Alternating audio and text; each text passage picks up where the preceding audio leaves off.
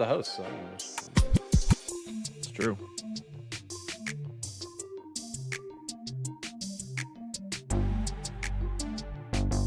And we are live. Welcome to the NBA Deeper Dive. It is Wednesday, October 23rd. I am Josh Engleman. I'm not alone again today, but I don't have DK. We're going old school. Chris Spags in the house. This feels like 6 years ago. What's going on, buddy? I'm excited to be here. Was catching up with Josh and Jordan before the show. And yeah, I get to do these shows. Looks like Monday and Wednesdays, at least to start the season on NBA. So I'm excited to be here, excited to be a part of it. And Josh, I teased one thing for you before the stream while you're catching up with some of your data. I think Josh is a lookalike. So Josh has new lights and he looks like a different guy from the last time we were doing streams. Do you want to guess who the lookalike is first? Brad Pitt. Well, that's obvious. I mean, just two handsome guys, not actually similar, but give me a more realistic one. Channing Tatum. The lookalike. Do you watch The Bear? No. You're Richie from The Bear is who you are. Who's Okay. like, I would say handsome, but I wouldn't say like, he's not conventionally handsome, but like, but like a good looking guy, charismatic, a little bit of a, a little bit of a nerd, I think, in some other roles he's done. So it works out pretty well, but I feel like the lighting now, Richie the Bear, he's winning Emmys. I don't know if I believe he's like Eastern European-y. Yeah, I think so. I forget what his real name is. I just know him as Richie from The Bear, but I feel like it's like he's an Ovich. Maybe he's Nikola Ovich. Richie from The Bear. He is portrayed by Ebon Moss-Bachrach. Wow. That's exactly, I look at you, I see Ebon Moss-Bachrach. Just similar vibes. What is his... Where is he originally from? His father was born in Germany to Jewish American parents. Okay. All right. Close enough. I get it. I see it in the picture. I like it. I'm cool with it. He's really good looking in some pictures, and then some you're like, all right, this guy. That's spot on then. Yeah. He's gonna play. There are times where I look good. There are less times where I look good. You always look great to me, especially seeing you in this prism here, not like, actually being participate with Josh, not watching him like a cuck with other people on stream. This is my ideal form of Josh. And basketball Josh, the most enthusiastic one. Act like you don't want to watch me the cuck way too. I'm just in the corner watching you and Laffy have fun, like, oh, just sad. Man, we are back. It was around this time that you and I would have been getting a DM from Tom in the first year being like, stop talking about cucks. It's too early. You can't do it. People are just tuning in. They're not ready for cucks. Oh, man. The good old days. You want to talk some basketball? I would love that. Well, before we do, you guys got to hit the like button. We need to run that number north of 500 by the time we turn this over to Live Before Lock. Subscribe to the channel. Hit the notification bell so you know when everything goes live. We have tons of content. We've got a hell of a deal going on. We'll talk about that in a bit. But we're going to start this one off in Detroit, the place that everybody wants to be. Pacers, 5-point favorites at the Pistons, 235 total. Not a lot of love here coming in for the Pacers side of this one. Not a lot of love coming in for the Detroit side, at least on DK. Siakam, Halliburton, Turner, Cade, Tobias Harris, and Jaden Ivey are all in like the 10 to 15% owned range on FanDuel. Everyone on both teams is sub 10% on the DK side. Does anything stand out to you for the Pacers? The Pacers, not really. I could see on the slate where there's going to be some value that maybe doesn't make people feel most comfortable out there. TJ McConnell, maybe getting enough minutes here. The run, just under 20 minutes with the Stochastic minutes projection, but still looks like a decent per minute play. And at that salary, maybe can make some lineups work. Got him a little bit in the sim. Besides that, got a taste of Siakam, a taste of Turner at the sim. But really, these guys, pure tournament plays in a nice game environment, but none of them as a projection play seem like particularly strong. Yeah, I got a little bit of McConnell, same as you, and then essentially nothing of anybody else. 3% of Siakam is the most I have of anybody else here for the Pacers. I wouldn't mind if I got any Miles Turner. It just didn't happen. I thought they would look more appealing. Like, this should be a really fast-paced game. Obviously, the Pacers up-tempo. I think Detroit is as well. Total is higher in this game than any other game, but I don't know if it's just like the flatness of the Pacers rotation, but like nobody stands out.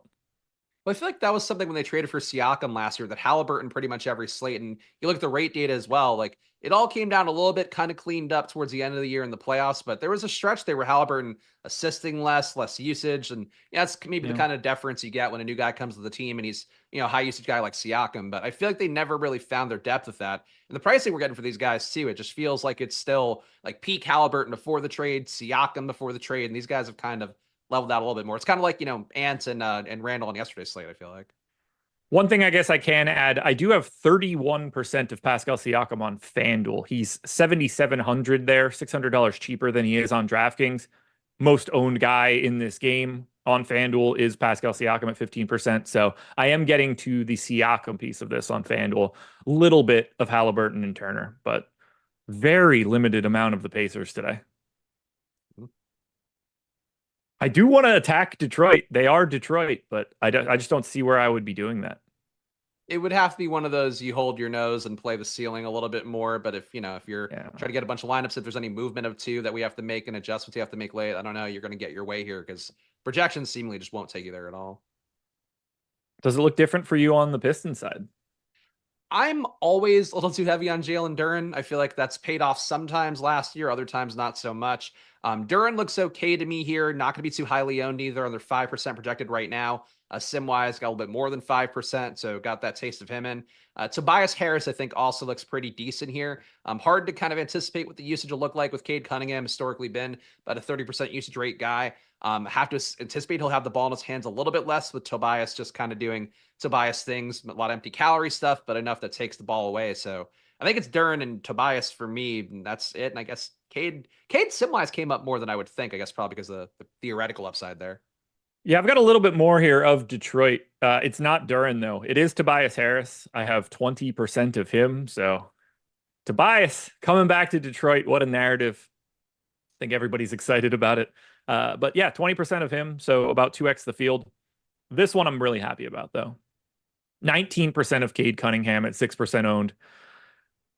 I'm very intrigued to see what Cade Cunningham looks like with basically a full roster of guys that could show up on the floor and be NBA players. Whether, I am not excited about Tim Hardaway Jr. or Malik Beasley. Like, they're not great NBA players. But if you think about what some kind of trash that Cade has had to play with over the past couple of years, these are gigantic upgrades in just raising the floor of skill on this team. Cade should see more space in everything he's trying to do because there's just more respect to the people around him. I'm very happy to have a bit of a stand on Cade Cunningham. I hope that sticks around until the end. And then I'm neutral on Jaden Ivey. I don't have much to say about Jaden Ivey. Yeah, I wish there were a little more positional flexibility for Cade or something that would make him come in more. But I think if I'm getting 15% with the sim, feels about right. A little bit less than 2x the field, it looks like. Yeah, if I'm ever gonna have a stand on somebody from the Pistons, I definitely want it to be Cade. That will make me feel better emotionally than being like, it's Tim Hardaway Day. Look, Duren, I don't mind as oh no, I wouldn't mind that either. Nouveau Drummond, I don't mind that spot too much. But yeah, I think it's Cade here, and if you're gonna trust guys today, like Cade and Tobias, I feel like they're plays you could bank on at least having a floor and a ceiling. Where I think Jalen Duren, he's got some amount of floor, but the ceiling's really what you're chasing there. Anything else in this game? Oh, on FanDuel, by the way, about 10% of Cunningham, Harris, and Ivy. Same sort of scenario for me. I think gotta be playing some of these FanDuel contests. These FanDuel contests have been good these first 2 days. Oh yeah, well they're trying now. I saw on LinkedIn while just dabbling in the waters. As a man has to do as a freelancer these days. And they were hiring like a head of DFS product a couple weeks ago, and I'm wondering if maybe they hired somebody and now this is part of the transition because they're aggressively putting things out there. I've always been, I think you're the same thing too. Actually, no, you do both, but I've always been historically a DK brand loyalist, and with what they do and their sportsbook stuff, FanDuel coming back in the game and actually trying for DFS again. I mean, maybe they still have the same CSV upload issues, but at least they're putting prize pools towards it. I was a FanDuel exclusive guy for a while, when I first started here, and then they just slowly but surely eroded their product, and DraftKings prize pools were better. So I basically full stop switched to DK, and now it's both. So I get to lose money on 2 sites instead of just one. Living the dream. I mean, and then those other ones too, you can just throw them to the side now. You got FanDuel trying again. What a dream to see FanDuel trying for the first time in half a decade. I love it. The Brooklyn Nets are 6.5-point underdogs in Atlanta, 222.5 total. 15% ownership coming into Ben Simmons on DraftKings, just shy of that for Cam Johnson and around 10 for Dennis Schroeder. Cam Johnson also got to 12% on FanDuel. Those were the only guys north of 10%. We can touch on Atlanta in a second, but let's go to Brooklyn here. Do you want the Ben Simmons experience today? Because I don't. I don't either. I do think he looks okay fantasy points per minute wise. I don't hate the concept of it. Theoretically here getting 25 minutes of the projection, and it's possible he could hit the upper band of that if he were as healthy as he's claimed to be at points this offseason. But it kind of looks like to me, Cam Johnson is really the only play you want here. Cam Thomas felt like his usage, the preseason stuff can be hit or miss. Cam Thomas wasn't pushed into the limit I kind of thought he would with full runway theoretically to go out there and just be a pure gunner. Obviously, game to game, that can change, but I'm surprised it wasn't the case. And one guy who did gun at least in one game this preseason was Cam Johnson. So maybe he's looking to find a little more ceiling here. He's always been a decent usage guy who rebounds a little bit. I could buy in the ceiling there. If Simmons were to hit today, would be shocking, I guess, but it feels like his time has passed. I don't want to buy in on that on day one. Neither do I. Although maybe day one is the only day you can buy in because he's hurt starting day two, but who knows? Only guy I really got to here. Just out of curiosity, would you be into it if like Simmons had a renaissance and was back to 90% of what we thought he could have been? Yeah. I always want people to be better in like whatever is better basketball. I'm full stop in. The best version of Ben Simmons is really, really, really good at basketball. You just have to remove his fear of shooting, which is a completely different question, but it's Brooklyn. So the pressure on him this year should be relatively low.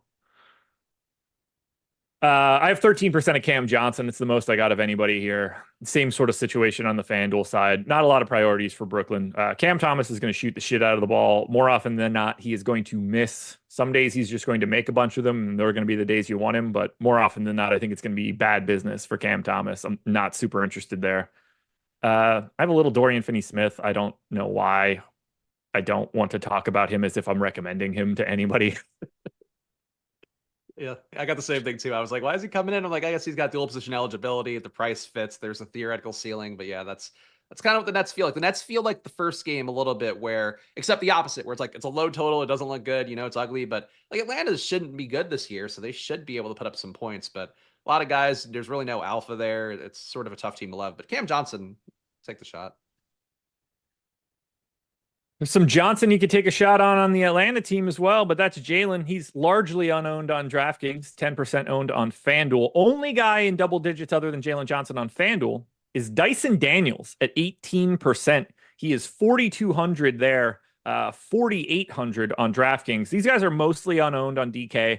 I am getting to quite a bit of Dyson Daniels on FanDuel because of that price tag.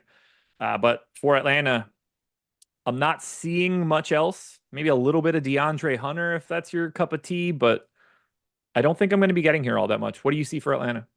Yeah, Hunter, I think another guy here. The wing position guys that are kind of middling quality, but have a theoretical upside around 30 fantasy points seem to be coming up more for me in the sim today. So I'm happy to go that way. I think for some amount of exposure, I got about, 5% of Hunter on the first sim I ran. Got a little bit of Risache. Is that how I pronounce it? He's the worst number one overall pick, I think, that in the history of time. But he's got an okay Anthony Bennett is waving his hand at you right now. So is Michael Gandhi.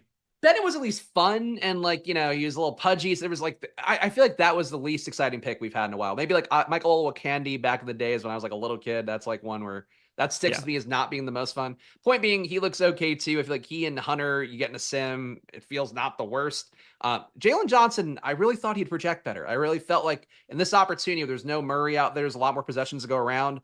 I was kind of expecting him to be a little bit better. The salary is certainly priced in for his new opportunity, but huge contract for him. I feel like it's a tournament play that just doesn't project that well. You mentioned him. I think he does stand out as a guy where he could go for 50 today and it wouldn't be insane. 50, no, not at all. I only got to 4% of him. I wouldn't mind getting more. I'm really excited to see what he looks like this year. I just didn't.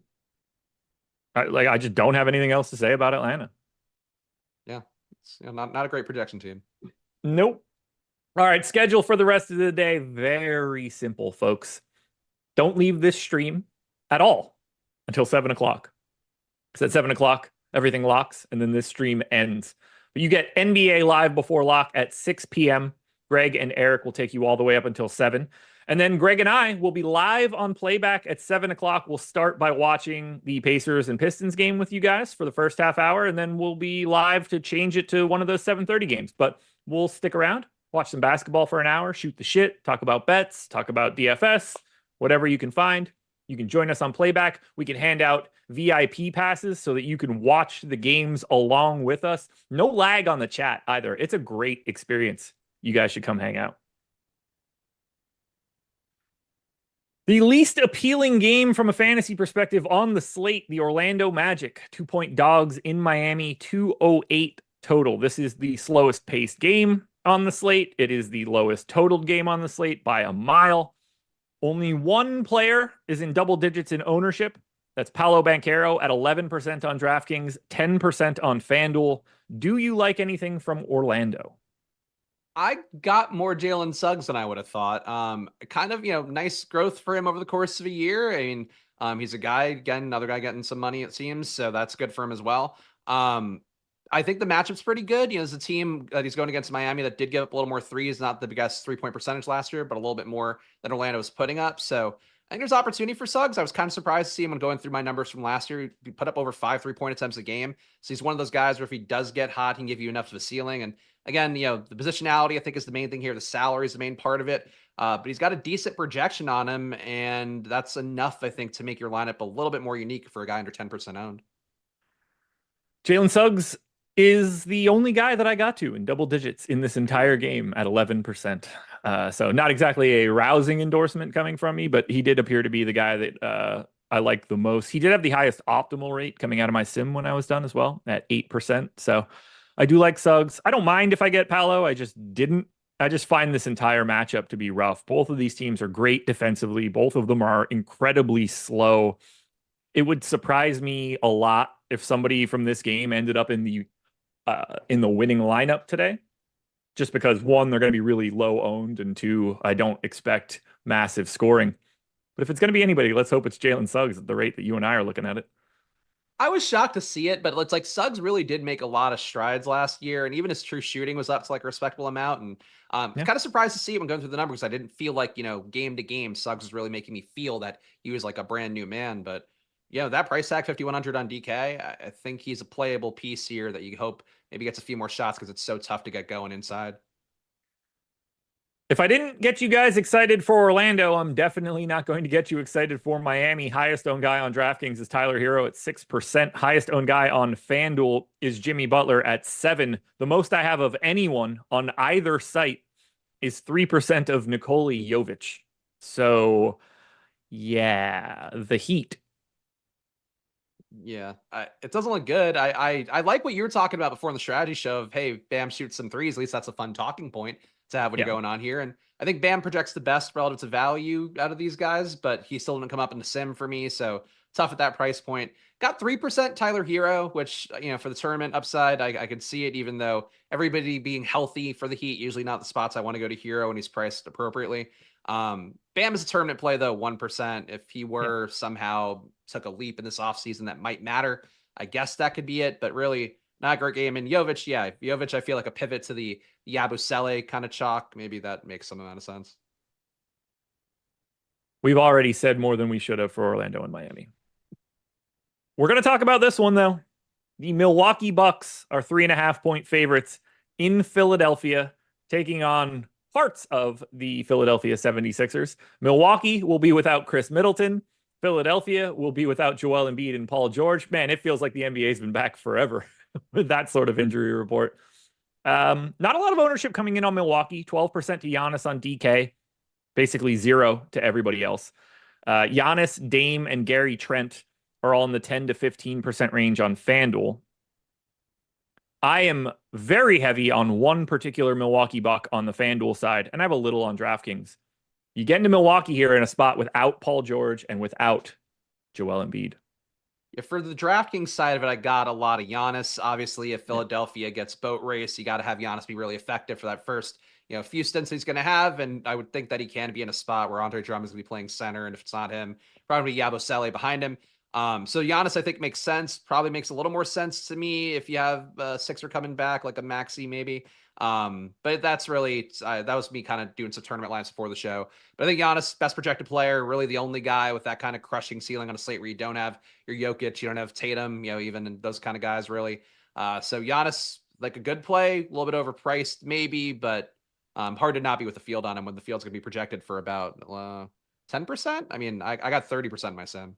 I have 17. So I am absolutely with you on getting to Giannis. Happy to pay up. There's not a soul on Philadelphia that can slow him down, not even remotely close.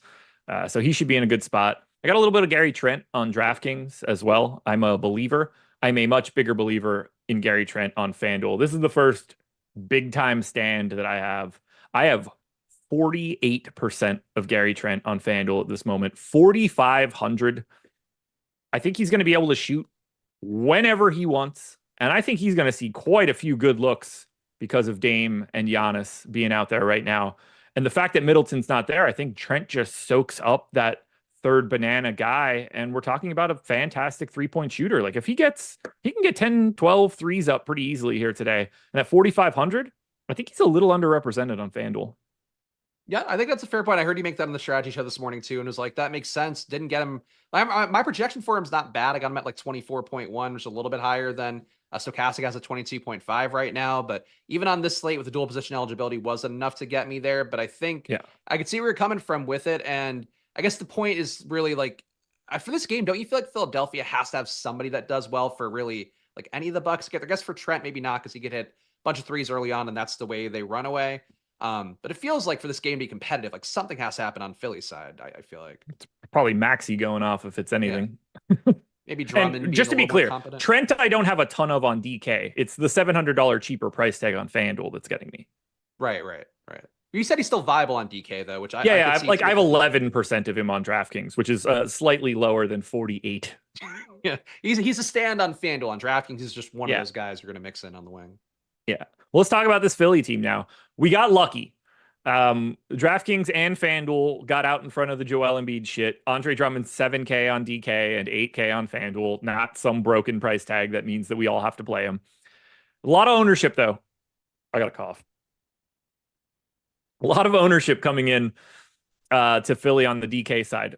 10 to 15% on Maxi, Oubre, Drummond, and KJ Martin. And then 24% coming into Yabusele as a flat min power forward center.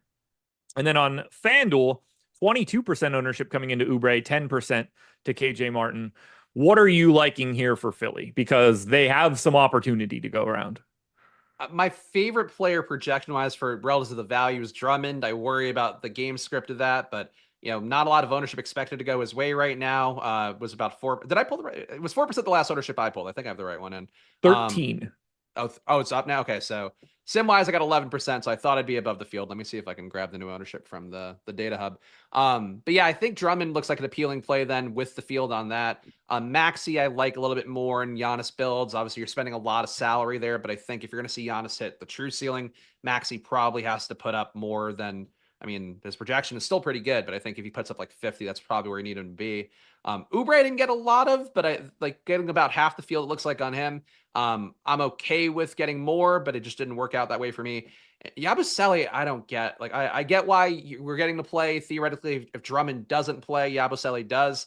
I just like, that feels like such a thin play. I get minimum salary. The Sims are driving us here. And Josh, this is like the big battle, which I'm sure you've covered a lot more length and depth. With the Sim stuff, like Yabusele, the Sims are like, he's a fantastic play.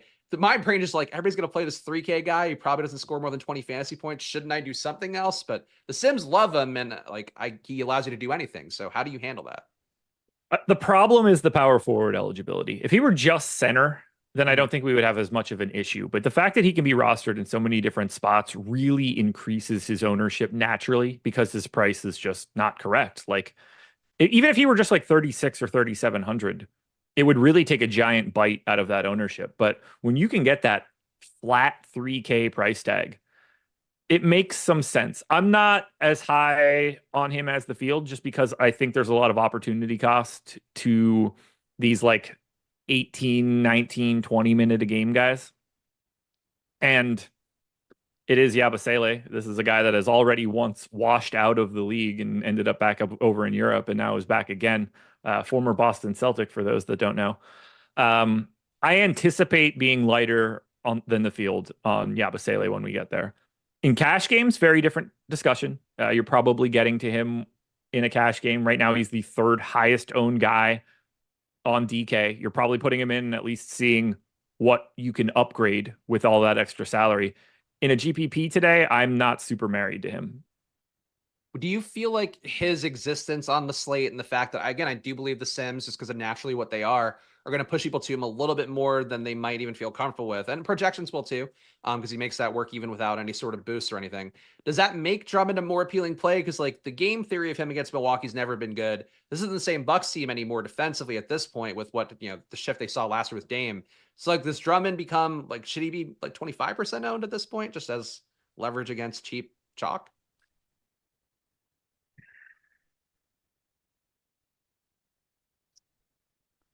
A little bit, yeah. Like, it's a really tricky situation.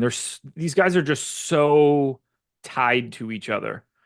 Like, what happens if Drummond picks up 2 fouls in the first 4 minutes of this game? Yeah, he's boned. Does Yabusele end up playing like 25 minutes today? Yeah. And Or that's do they probably the way that go Yabusele or hits. do they go dumb small and just switch everything? Because it's not like you put Yabusele out there and think, all right, we found our Giannis stopper. Like, he's not a rim protector, right?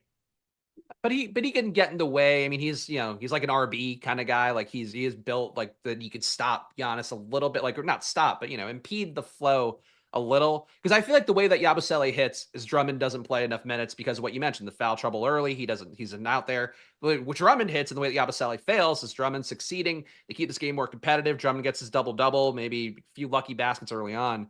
I feel like they are directly correlated, and it's one of those things where when you have the direct backup being chalk, or the starter being chalk, and there's direct backup that could siphon minutes away, that's always a spot on a big slate where I'm like, well, how do we try to take something off of this? Yeah. I think you play Yabusele, you play Drummond, and I mean, you play neither, I guess, too. But I think the more likely scenario is that I end up with neither. yeah. I have 9% of Drummond. The most I have of anybody is Maxey, which, again, not mad about getting a bunch of the guy that is going to absolutely dominate this offense. And defensively, like, I guess Maxey's probably going to see Trent or Prince. It's certainly not Dame. I like that spot for Maxey. But yeah, there's something. I'm very nervous about Yabusele. Yabusele is the worrying part. I mean, Oubre too, I probably have undersold with my own exposure, but I like he probably has to shoot pretty well to stay in this game. Like, this game is really an interesting part of the slate, and I kind of think this is like the make or break point of the slate, because if Giannis doesn't get pushed to the limit, he probably has an okay game, but not a tournament winning one. If he goes to the limit, then that probably means Philadelphia pieces are coming back and you're cutting that parlay. So I think it's probably the most crucial game of the slate from that respect. Anything else you want to touch on here from Philly, Oubre? I mean, I guess we should probably talk a little bit about KJ Martin. He's a weird dude today because I just don't really know what they're doing with him. I don't think they like him. I prefer the idea of Caleb Martin.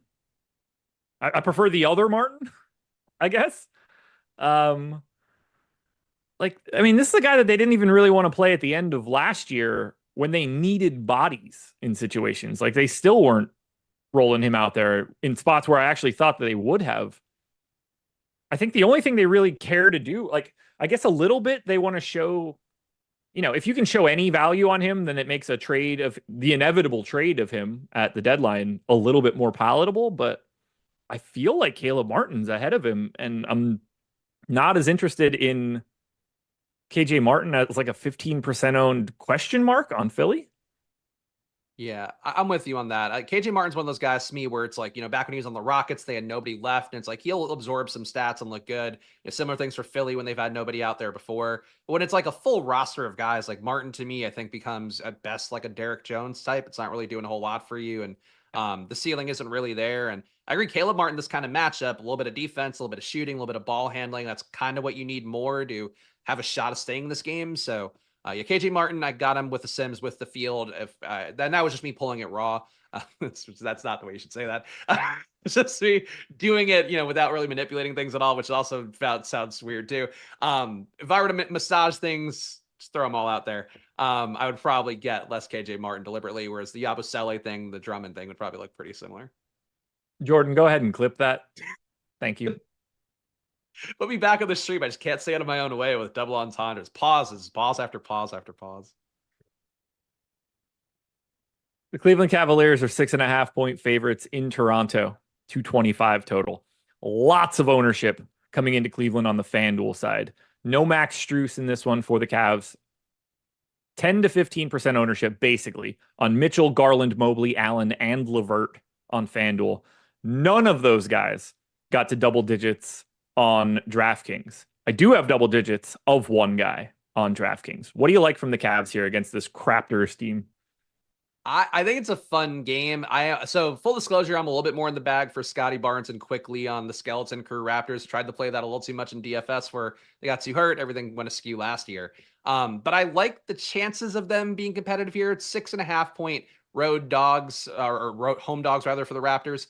So Cleveland should theoretically be in control here, but again, same situation as Philadelphia, Milwaukee, where if you see the Raptors be competitive, it probably takes Barnes and quickly getting there. Maybe Pirtle, maybe Grady Dick can do it a little bit more. But that means that Mitchell is going to be in for the full game. That means that Mobley going to be in for the full game. Allen is more of a tournament play.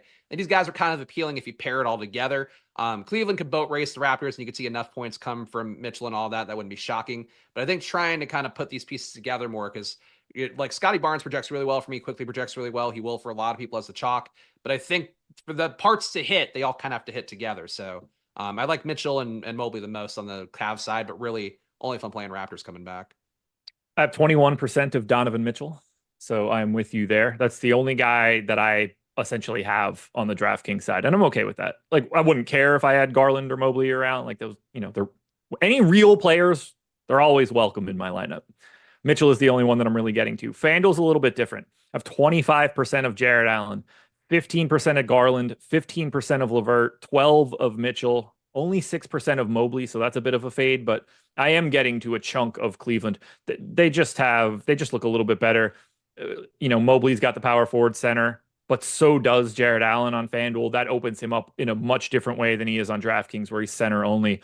So I really do like the Cavs on the FanDuel side. I think that ownership is all justified.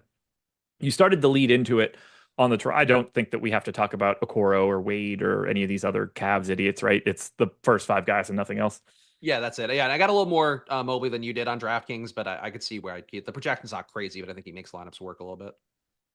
You mentioned the Toronto side of Barnes and Quickly. They are the only two guys that are getting any real love in this one.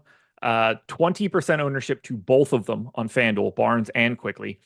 36 to Quickly on DraftKings, where he's one of the best plays, if not the best play today. Only 8 to Scotty Barnes. I have 33% of Quickly on DraftKings. I am right there with the ownership, and I think everybody should be. He looks exceptional today. I'm a little lighter on Quickly on the FanDuel side, but still have 12%. You mentioned Scotty Barnes. I want to know how much you have, because I have a stand. Okay, I got 20% of him with the 150 set I ran before. If I were to naturally kind of handpick him out, I'd probably end with more Barnes, because I do have Barnes a little bit higher projected than the Stokastic average does. But I like Barnes a lot. Barnes is one of few guys in the slate who are under 10% projected ownership. The total makes sense, projection makes sense, and we know he's got 60 to 70 fantasy point ceiling. So I like Barnes a lot here. I think Barnes and Quickly maybe pull from each other a little bit, but there's so much to go around now in this offense that they can both hit. So Barnes too, he's going to be under 10% owned, and Quickly's going to be 4x that or a little bit more. I think Barnes is a great play, paired up in different configurations on his own. I think he works. I have 30% of Scotty Barnes. I love it. Barnes Me too, is great, man. He's fun to watch too. Like he's almost like a little Kyle Anderson-y, where it's like it's slow, it's not the full speed, but he gets to his spots, he makes plays and everything, and the fantasy points for him also just add up sometimes. They're getting rebound, assist, put back. He just does it all. Steals sometimes on top. I have 48% of him on FanDuel. I love it. I love Barnes, man. This is the spot too, where if he's going to make that leap, he should hang in a game against Cleveland, maybe more. He's got small forward, power forward on FanDuel. I think that's huge, giving him that MPE. That's so much extra flexibility for getting to Barnes. So he's 20% owned on FanDuel. I have 48. He's 8% owned on DraftKings. I have 30. This is like my first sort of like pay up stand, but it was Barnes. It was Cade a little bit before. Like I'm getting to low owned, interesting people. And I like that heading into lock. If this was like, oh, I got 30% of O'Shea Okpaji, I'd be really unhappy with what I have here for Toronto. It's not the case right now. Barnes is a real, so like Barnes has a tournament winning ceiling, and I think maybe that gets missed a little bit because I feel like he's gotten like on Twitter at least people, and everybody shits on everything on Twitter, but like he gets made fun of a little bit, like oh he's not one of those max players. But in terms of fantasy, in terms of the usage and all that, the assist upside, we're talking to guys like 25 to 30% usage rate, 25 to 30% assist rate, rebounds a good clip, gives you some stocks. And then he's got unlimited runway for Toronto. So I think in this game, again, if they hang in there, it's probably on the back of Barnes and Quickly and maybe a 3-point shooter along with that. Yeah, like Barnes is the type of guy that is very live for triple doubles every night. I'm excited for something like that. Same. So yeah, oddly enough, the two real people on Toronto do look pretty interesting today. Speaking of Toronto players, official Chris Presto hit us with the super chat. Last man in on FanDuel, Dyson Daniels or Grady Dick. Good luck tonight. Let's take down this tournament. I assume this is Daniels, but let me just check. I have them separated by 0.2 of a fantasy point. That's still victory. Still counts. Even if it's only 0.2 of anything, it still counts. 4,800 for Grady Dick. 42. I mean, Dyson Daniels is a better play. But it is a little interesting that Grady Dick is pulling no ownership, and it's a little bit different for Dyson Daniels. So, Chris, my answer is sort of dependent on like how owned is the rest of your lineup. This would be a perfect thing to use our single lineup simulator for, which I might as well just get into that read right now. $1 tip off 24 is the promo code. You get our NBA core package for $1 all the way up until the 29th of October. Projections, ownership, boom bust, the single lineup sim that I was just talking about, our regular sim, our contest generator, our post contest generator. Worst case scenario is you cancel this during this first week and you're out $1. That's not a bad scenario at all. You could use that single lineup sim right now. Pick all of those guys, click the simulate button. It's going to give you a sim ROI, win rate, cash rate, top 1% rate, and then swap out Grady Dick for Dyson Daniels.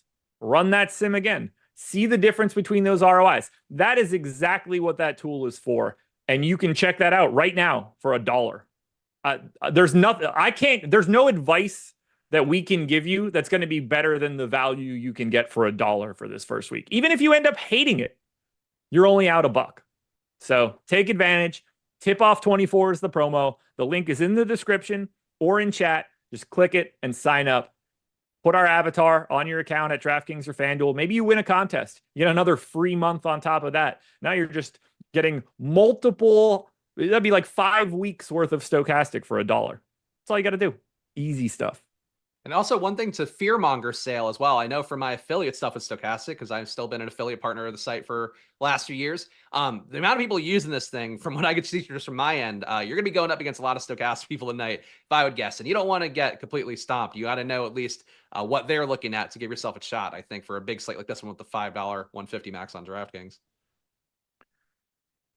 So yeah, do it. Oh, and we have like just shy of 1,800 people in here right now, 185 likes. I would be remiss if I didn't ask you right now, if you haven't done it yet, hit that thumbs up. The goal is to leave this stream at 6 o'clock, hand it over to Live Before Lock, and let those boys come into a channel that has 500 likes on the video while they're live.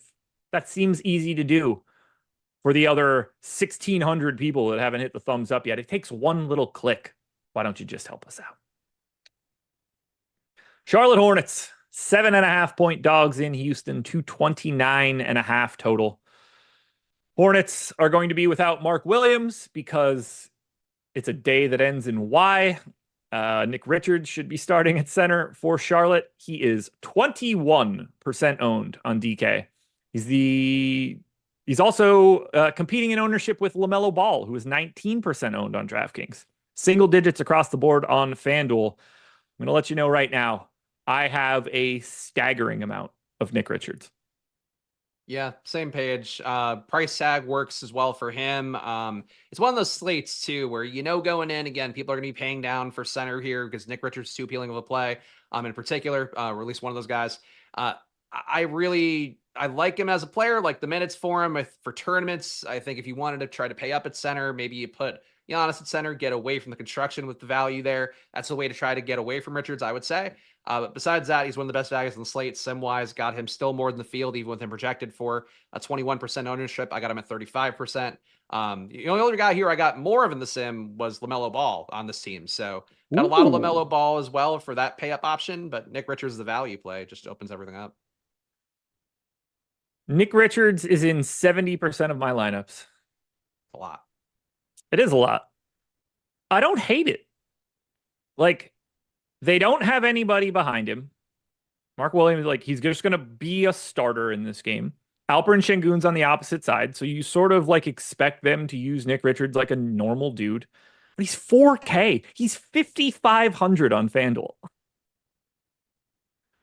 I love this price. This is the type of price where, obviously he doesn't have the power forward eligibility like Yabusele, but Nick Richards being 4K today has a much more interesting role to me than Yabusele does at a comparable ownership. Yabusele just happens to be a little bit more flexible with the extra $1,000, but I would rather just jam Nick Richards. This might not be the most fun thing in the world to do because it's Nick Richards, but 4K is just not the correct price tag for a starting center.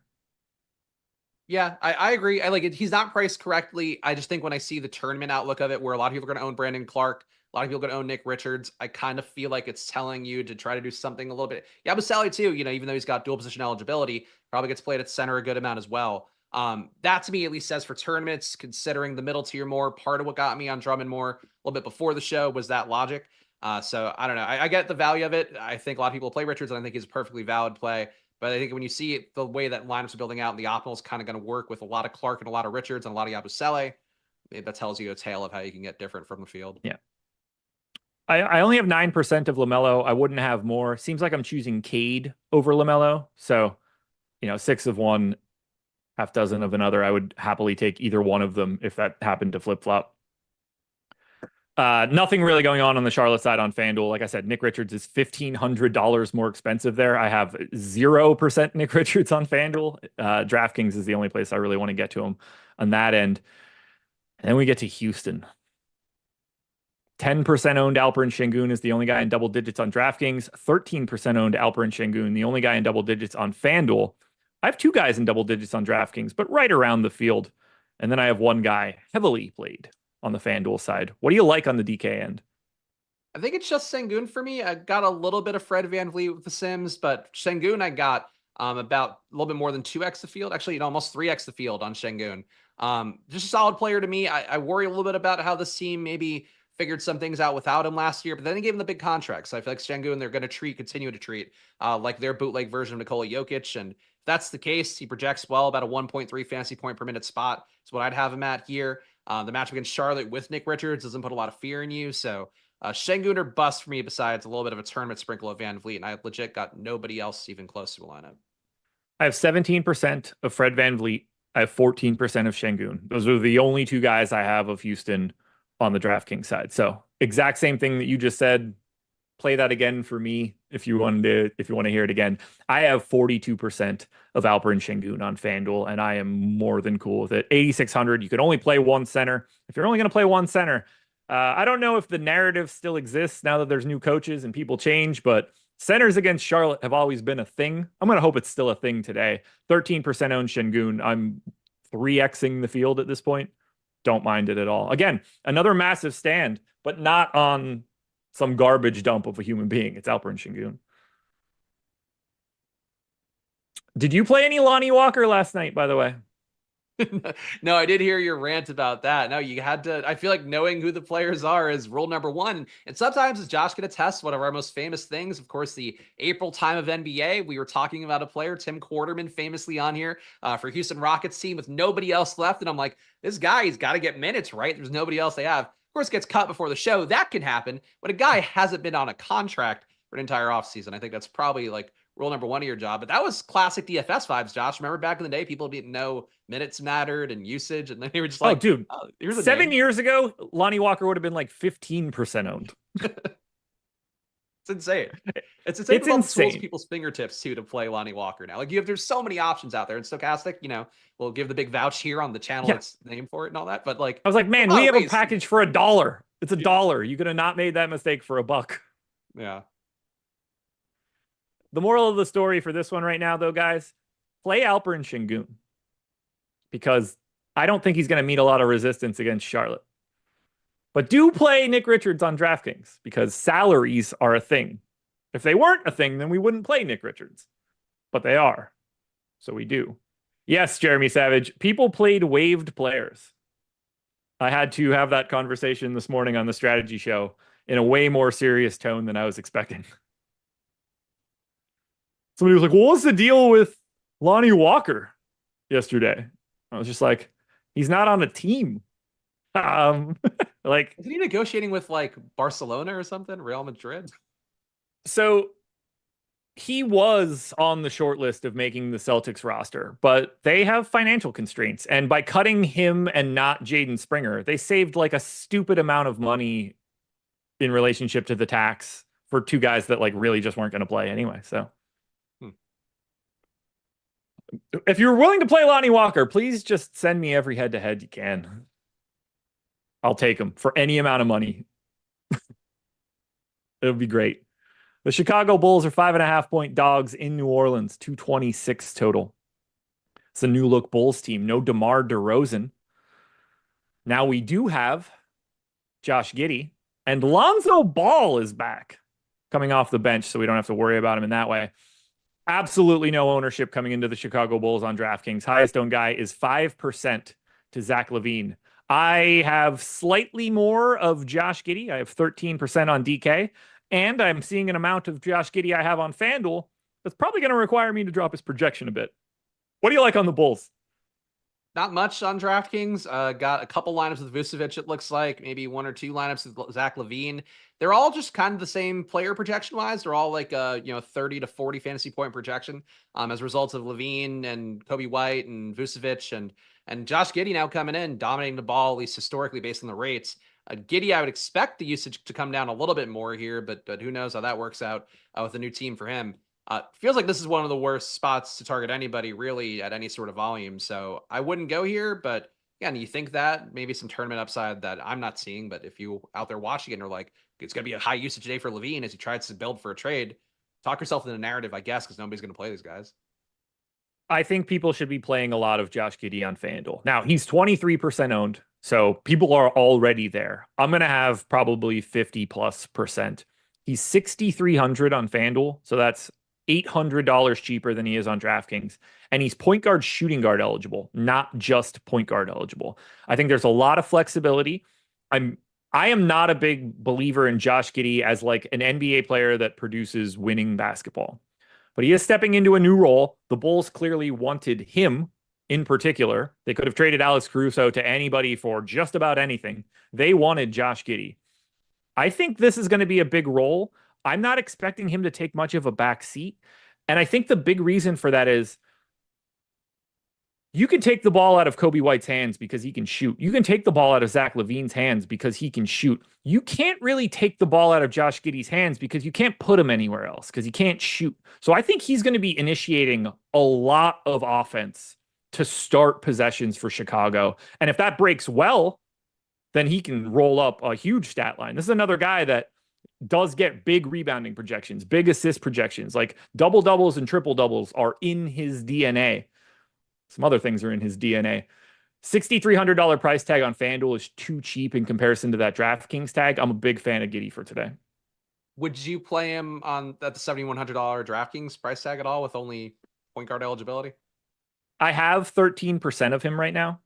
Okay. I don't expect that to stand. I'm probably going to walk his projection back by like a half point or so, and I think that'll be enough to just have me at like 5%. But I'm going to have double the field on FanDuel for sure. Yeah, honestly, you make an interesting case for it, and I could see the logic you're going with. And again, they've talked him up, like they'd go out of their way to get him. So I think all that fits narratively. I wish the projection were a little bit better, or the price. Like if you were like 6K, I think you would have sold me on like, all right, let me load up on this guy a little bit more because the projection would work with that. But you know, the fact that the salary is so high is going to make him less owned. So that's sort of the trade off. The Pelicans decided to start this season without a real center. 13% ownership coming into Zion on DK, 12 on FanDuel. We do have a bunch of Q tags in this Pelicans game, so be aware that you might need to do some swaps. You know, Murray, Jose Alvarado. We've got like a little bit of ownership coming into Murray, Ingram, Zion, and CJ. I don't have a big stand on anybody. I have a little bit of all of them. I don't have much of a take here. What do you like from the Pels, if anything? Got a little bit of Murray. Don't mind him coming in. A little bit of Zion. I feel like Zion I don't expect to play. You know, Murray was present at shoot around. He was going to be potentially out because of a personal thing, so it wasn't even injury related. If I had to guess, Murray goes and Zion doesn't. And if that's the case, probably a little bit low projection wise on Ingram right now. McCollum I have on the cusp of playability as it is. If Zion were out, I would think that go up a little bit more. You know, you don't have Trey Murphy there today either, so there is, you know, kind of floating around some usage overall in the rotation. So I think the core guys here could end up really appealing. And you know, I'm not playing this right now. Not sure I'm gonna have time to do it with second I hop off here. I'm gonna go hang out with our 2.5-year-old to really massage this. But I think if you were to play lineups to give you room to pivot here, if Zion's rolled out, I feel like these guys' projections, Josh, are going to be infinitely better if Zion's out. I don't know if you feel the same way, but I think they would become almost priority plays if you have the roster flexibility later on. Yeah, if Zion gets ruled out here, you're juicing Murray, you're juicing Ingram, you're juicing CJ, you're probably juicing Daniel Tice a bit. Yves Missi is probably going to have to become part of a conversation at 3,800. I mean, like it just everybody looks dramatically different. Javonte Green probably becomes somebody that we start talking about as a value option as well. Like if Zion happens to be out, this changes dramatically. Yeah, like So right now, be aware of it. Right now, they're kind of priced like in, you know, NFL brain still going. They're priced like a team where it's like the Houston Texans, everybody's priced at 7K, and it's like, I can't get there. One of those guys goes out, and it's not the same for football, obviously, but for basketball, it's much more 1-to-1. That leaves so many opportunities. I mean, Zion not being in a game would leave behind like 56% of the possessions basically for somebody to grab. So I think if you were to go out of your way tonight and be ready to late swap around, of course, late swap optimizer, a great tool. I feel like being able to do that here around Zion would probably be the most plus EV thing you could do right now based off of current projections. Do you have a lean on him? I haven't really dug into it all that much. I'm pretty sure Murray's going to go, but I don't think Zion does. Like it was a late, like it was a new injury for him that happened within the last few days, and with Zion being Zion, I don't. Yeah, I anticipate Murray in. Yeah, Murray, I think definitely in. Yeah, like I have 13% Ingram, 13% Zion, 6 of Murray, 7 of McCollum. Like I'm just gonna I'm gonna rotate through those their big four, but I don't have a preference for anyone individually. If Zion ends up out, then you are going to be swapping to an absolute shit ton of the New Orleans Pelicans. So many rebounds. Like who without, you know, Valanciunas there now, and if Zion were out, like who is it just Murray and Ingram just scooping everything? Or nobody. Or no. The Bulls. It's Patrick Williams and Vooch. Just it's like a pop a shot, just rolls right back to the other team. So that's an interesting thing though for Josh Giddey. We're talking about a guy that's a really good rebounder. Like, is that just a benefit to Josh Giddey where a lot more rebounding opportunities against the Pelicans team that just does not have anybody to offer any real resistance? I mean, you can make a case the best rebounder on the Pelicans is like Ingram, Murray. Like, I mean, it's probably Zion, but like we're hypothetically he might not be there. Yeah, like Tice being in there a lot, but even Tice will get thrown off probably guarding Vooch a little bit. He won't always be in position. So, and he's not going to be out. I don't anticipate him being out there for 30 minutes or anything like that. I don't know how much Tice can handle. What a weird team. I'm so excited. Like the Pelicans are a fun team because everybody's a good producer, but it's like They're like the Bizarro Celtics, where it's just like a little too much, and I don't know how it comes together fully. Well, it's like they were working on the team and they were like, oh, yes, we made this great trade. And then like they walked away from the controller and forgot to finish the offseason. They need to do whatever they can possibly do to take CJ McCollum and whatever trade assets they want to put on him and turn him into a center. They don't have a choice. They want the whole talk was Brandon Ingram being the trade guy. CJ McCollum is the guy that needs to be traded from this New Orleans Pelicans team. He is on an albatross contract and is providing less value. And now you have the point guard in DeJounte Murray. CJ McCollum can't guard shit. He's a sixth man on this team at this point. Turn his salary into a center. I don't know who it is, but you need to find one. Start calling up.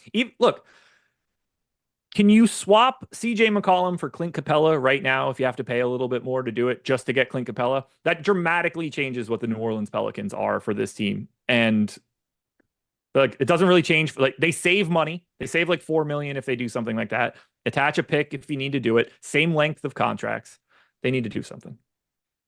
Yeah. I mean, I get trying to trade Ingram first because like he's theoretically a more appealing asset, but they didn't get any bites on him. So right. Maybe somebody they need to do something. You cannot play you can't do the season without a center. Yeah. Fun to see him try, though. Good. Yeah. Honestly, could be a lot of fantasy production going against them because they're going to put up points and nobody's going to be able to guard the interior. Like, they're loaded. Murray's great. Ingram's great. Zion's great. Herb Jones is great. Trey Murphy's great. Like, I love this team, but they are missing. They have a gigantic hole in creating a real defense. So we'll see how that ends up. I think I'm supposed to say something important here. I am. Everything. I'm supposed to say everything. Do you know why? Because the promo code is everything. I mentioned $1 promo earlier. If you want to get it in the door, peek around, see what we have, costs you $1 to get the NBA package. If you are willing to make a bigger investment in Stokastic, you can get a lot of lifetime savings. You can get 10% off our all access package forever. That's literally everything we have. Every projection, every ownership, every sim tool, every single thing that exists on Stokastic, you'd get it for every sport. NBA, NFL is going on, MMA, PGA, NASCAR, whatever you want to say, you'd get it all. 10% off the cost every single month for the rest of the time that you maintain that that package at Stokastic. That's a gigantic savings. If you already know you want to be here, you can lock in big time savings month over month by signing up using the promo code everything. Link in the description or in chat. The Memphis Grizzlies are 2-point favorites in Utah, 228 total. And I'm just going to say right now, they should be way bigger favorites, but we'll talk about that later. 35% ownership is the highest owned guy in this game. And quite obviously, that's coming into Brandon Clark. Everybody else on the DraftKings side for Memphis is single digits. Morant, Bane, Smart, and Zach Edey are all 10 to 15% owned on FanDuel, where Brandon Clark is 23% owned. So let's have the conversation. What do we do with Brandon Clark? I'm getting a lot of him sim-wise. I would say in some respects, I worry about him a little bit more than a guy like Yabusele, even though I think they're like, Brandon Clark's a better producer, but Yabusele and Clark, I expect to both be coming off the bench here, I would think. Edey, I feel like the minutes could be there in a pretty strong way. And Edey too, like if he were, let's say Clark got the start, like Clark in the preseason getting some starts too. Edey then crushes even more off the bench, gets more usage, like was hitting, I think, 40% usage in a couple games playing behind Clark. So there's a really live, like sort of obvious pivot. Zach Edey, not a great price point, so that's a tough call of it. But like, I don't think Clark is guaranteed to get, mid-20s minutes. So Stochastic has him at 22.1. And if he gets you, God forbid, 18 to 20, like you're then potentially left holding the bag a little bit. So he's clearly a chalk option. Him and Richards are going to be the build that opens everything else up. And sim-wise, they look like strong plays. But for tournaments, I think if I were to move away from one of the chalk options, I'm going to have more Richards than Clark, I think, because Clark feels like there's a guy they want to move away from if they can. Currently has a 9.5 points prop. Brandon Clark. I have him currently projected for 10.5, so maybe like a hair too high, but he is currently in 66% of my DraftKings lineups and 60% of my FanDuel lineups.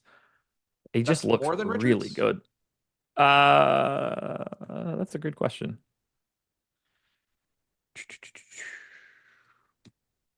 He's a little bit Basically the cheaper, so same it's on DraftKings. okay. Huh. Yeah. I mean, they seem like the sim plays for sure. I definitely get it. I just like I just hate night one dying on the vine of two chalk centers under 4K, but like that's clearly what the slate's giving you. Fun night. Brandon Clark season. I wish they weren't playing Utah. I'd be more interested in Brandon Clark if like Zach Edey had to go against a team that could play him off the court. But the Utah Jazz are not that team, unfortunately. I have a little bit of these guys on the FanDuel end. I also have 21% of Santi Aldama on DraftKings. Yeah, so I was in your contenders video. I got him because of the positional flexibility. I think the power forward center stuff opens him up a little bit. But yeah, like he's going to be projected for about 8% ownership. I got a little bit less than that, so I think he's. I think I'm probably like a half notch too high on him. I just brought his usage down like a percentage point. That'll probably soften him a little bit, but they're a little shorthanded right now. No GG Jackson, no Vince Williams, no Jaren Jackson. So like Aldama's got some room to play today, I think. I don't have much else to say here. Do Ja or Bane do anything for you here out of curiosity? Because like Ja really had some crazy numbers amidst all of the trauma last year, but then Bane seems like he can't regress in usage with how he's been playing, and feels like these guys should come up more, but they barely came up for me in the Sims. I have 12% of Morant on FanDuel and 10% of Bane on FanDuel, but I don't really have them on DK. Wouldn't mind it. Like they should carve up Utah. These guys are really good. I'm anxious to see what they look like today. I wish Jaren Jackson was playing, but yeah, I don't have much Morant or Bane. I wouldn't talk people out of it. I like Bane more than I like Morant. I think I could say that pretty safely. Yeah, Morant seems like a live pivot to the LaMelo. I mean, some of the other point guards we talked about as well. LaMelo would be the obvious one. I think to me projects really well. But I feel like there's something to him here, and the usage has been great. And I think he's got to start to put together a statement season. You would think, but yeah, I get the Bane part of it and why he would look a little more appealing. We've got two guys on DraftKings on the Utah side that are around 20% owned. Lauri Markkanen at 19, Colin Sexton at 18. I'm over the field on both of those gentlemen, single digits to everybody else. And then Markkanen got to 15% on FanDuel. I have 20. What are you doing with these Utah guys? Are you joining me with Lauri Markkanen and Colin Sexton? Got a good amount. Actually got less Sexton than I would have thought, which kind of surprised me because I'm way higher projection wise than the Stokastic number is. I use the same minutes projection, but then kind of carve one out of my own and then average them out. But Sexton, I think looks like one of the stronger players in the slate. Usage last year was good. Assist rate was good. Solid play. Marketing too. I got more Marketing, got 31% of him in the sim. It's about 2x the field there and was closer to with the field on Sexton. So there's higher upside plays theoretically than Sexton, but in terms of just good projection, good value, good salary, like Sexton might be, if he had point guard, shooting guard, might be like the best play in the slate. But I feel like it's got to be relative to just the median projection, got to be one of the best plays in the slate. Two notes from an injury perspective. Isaiah Jackson is out for Indiana tonight. It does make James Wiseman a little interesting at the flat minimum on DraftKings as a center. Just gives us another one of those pay down options that are backups that are like, okay, he has no salary to speak of. And then KJ Martin starting for the Philadelphia 76ers. Some empty calorie minutes coming. So I'm gonna have to move those minutes around a little bit after this.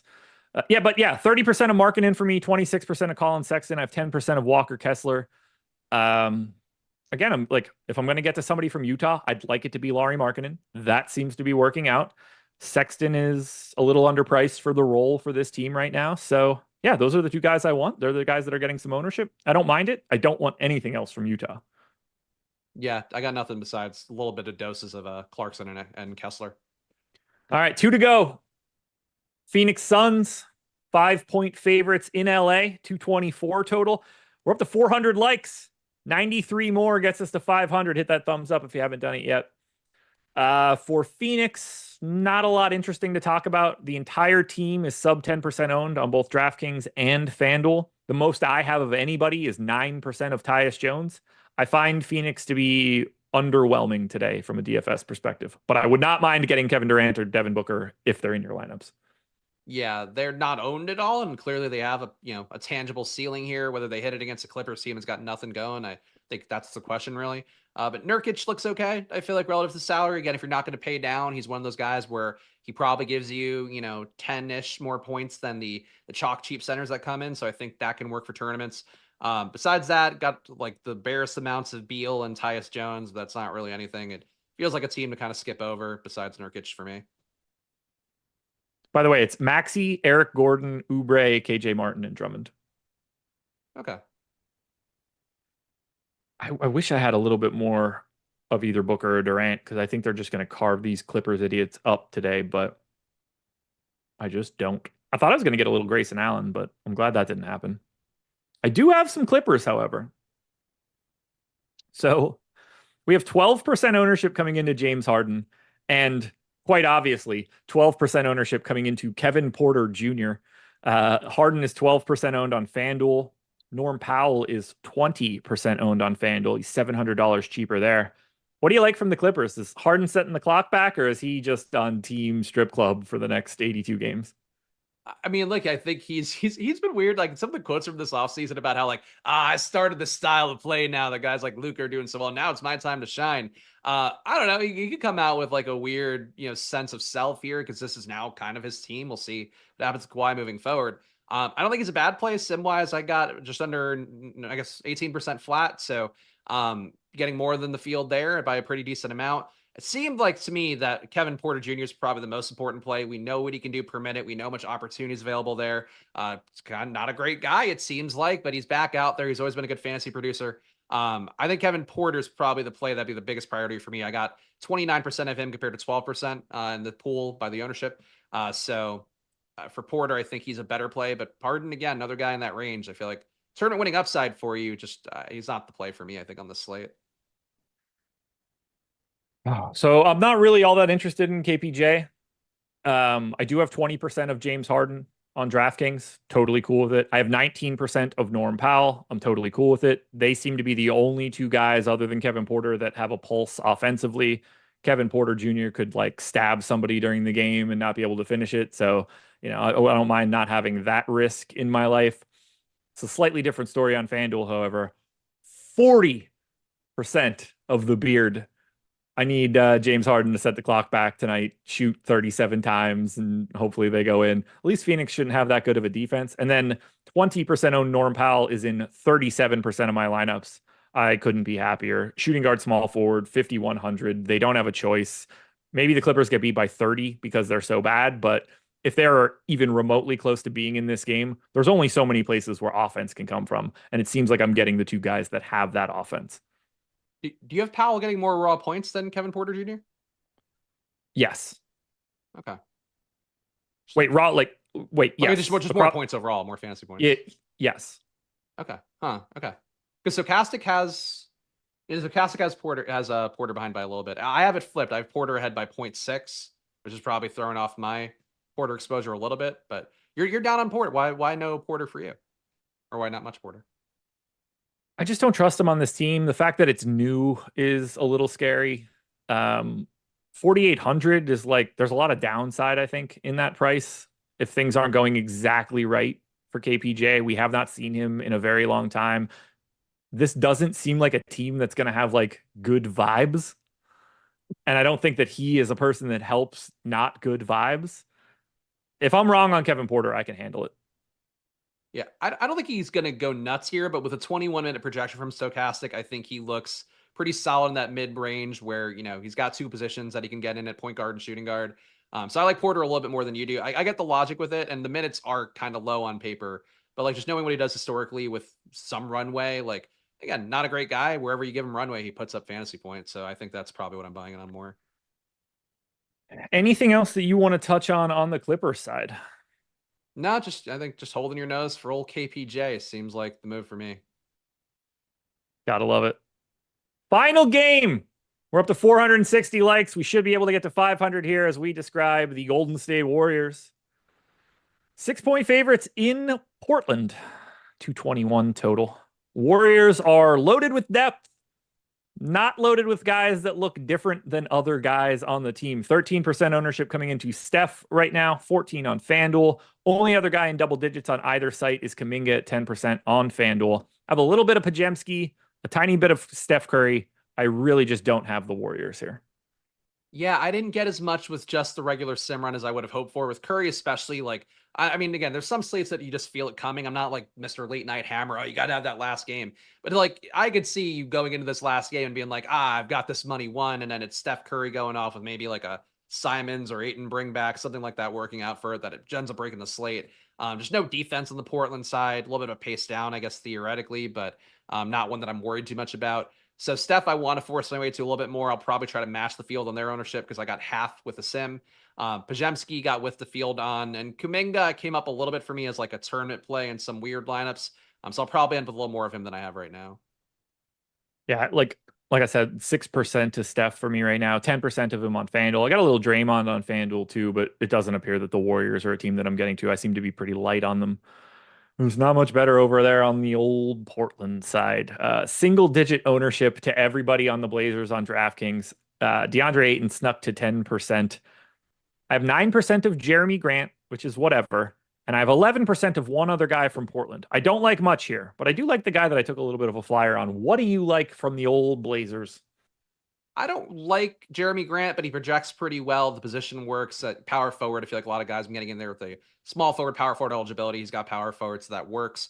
I like Simons a little bit more. Didn't get him naturally with the sim, but I am going to force him into a few lineups in particular. A couple that I know that I like with Steph Curry.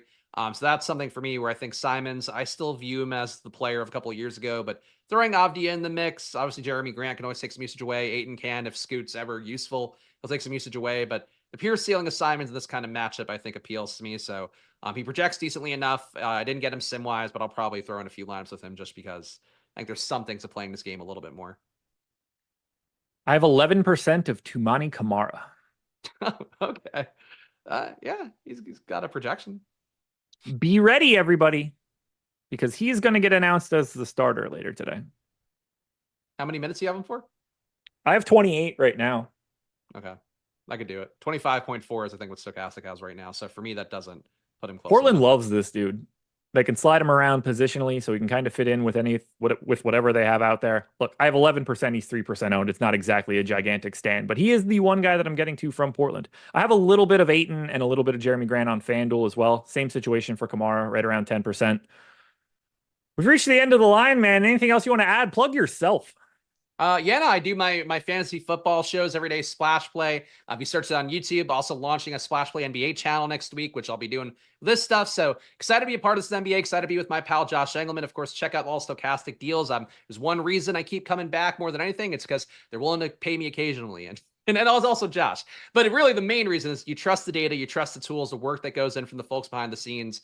That's the biggest thing here. So appreciate you guys having me back today, except for the one weirdo in chat. And shout out to Josh for having me. And of course, Jordan Klein behind the scenes, looking hunky as always in that little tank top. Ooh, saucy boy. Thank you guys for being here. NBA Live Before Lock coming up next, and we are sitting at 499 likes. One of you need to do the job. These guys are going to be pretty happy. Thank you to the 2,500 people in the door. Good luck tonight, everybody. We'll talk to you later.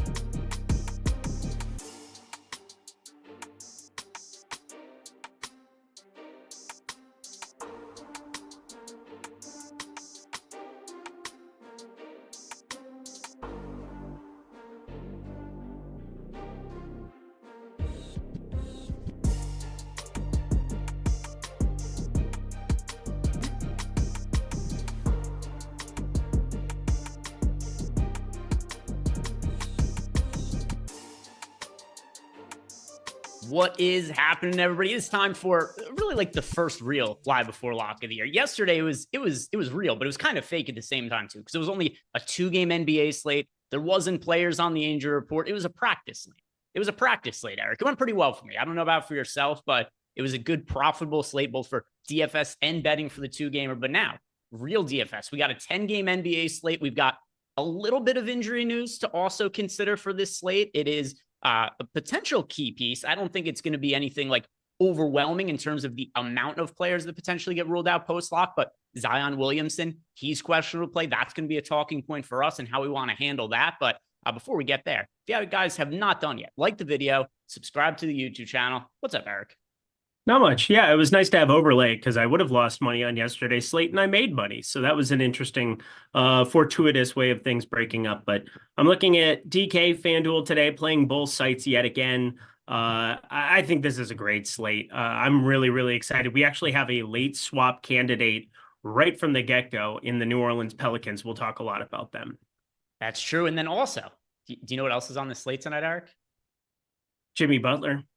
Jimmy Butler, my arch nemesis, who many people thought he wasn't going to show up because it's been an ongoing feud between us. Many people know about this. He had agreed to fight me, and he has not been responding to my tweets for a very long time. But he finally manned up. He got into a cage with me over the summer, and because of how this went down, many people thought Jimmy Butler would not be ready to go for opening day. But look at what happened. Jordan's got the tape. Somebody actually recorded this. Try to get a matchup with a gun. Goes the Reeve. Greg Ehrenberg Has arrived. Look at that. Whoa. I got in good shape over the summer, didn't I? Yeah. It's Keto. mostly jumping jacks. Yeah, keto and jumping jacks. That'll do it. No, not keto, just jumping jacks. Do you feel better now that that video is out there in the world now? Do you feel better? Depends on, yes. The answer is yes. You could see, look, people in the chat are saying it right there. They're saying that they bought it on pay-per-view. Okay. It was a big fight. It was a big fight. Look at that. Yeah, people they even recognize me. They recognize me from that. It takes a lot for me to be embarrassed by a video when I have the exotic play of the night. I have the nuke of the night where my dick gets blown off, and yet somehow that was more embarrassing. But we're going to carry on. Congratulations, Greg. I'm glad that you finally overcame the one, the only Jimmy Butler. We'll see. We'll see if he wants a rematch, but I thought it was pretty definitive, the results of that fight. But yeah, we've got people in the chat. They're saying like it looked like I may have had a little bit of a spray tan on for that fight. Yeah, just trying to look good, because you do all those jumping jacks to get in shape like that. Got to make sure that you're popping Shut as up. well when Let's you go talk about basketball. it. So most importantly, we've got this NBA DFS slate today as well. Also, I think that video is going to have to come back when we see Jimmy Butler inevitably ruled out due to absolute nonsense over the course of the season. I think that is a video that may resurface at times.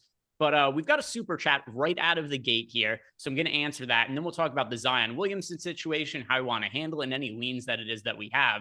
But first, we got a super chat here from RADM. He says he is trying to sign into Stokastic. When he opens the site, it says that he's been blocked. Has Stokastic been blocked in Brazil? But that is a question that I have no information on.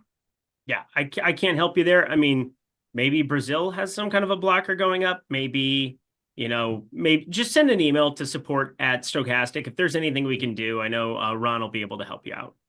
Yeah, there are very few questions that we get asked that I have no clue at all, but this is one that definitely is not something I have information on. So RADM, email support@stokastic.com. There's a pretty good chance that NewsGod is listening right now. So if you are NewsGod, be on the lookout for an email from RADM. But yeah, I do not know if there's some sort of restriction that blocks you from being able to access our site from Brazil. I know it could also be like Eric said, a Brazil thing. I know at one point, if you were in Brazil, you couldn't access Twitter over the summer. So I don't know. I do not know. We've also got, by the way, Jordan, any of these super chats were they answered last show, the one from official Chris Presto channel, or is that for us? All right, cool.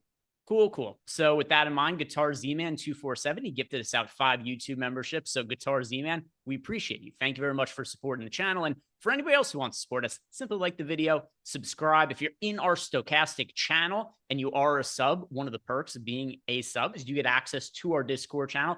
At me over the course of the show, I'm on the lookout for questions from you guys. And if anybody is not currently a sub and wants to, really easy way to sign up.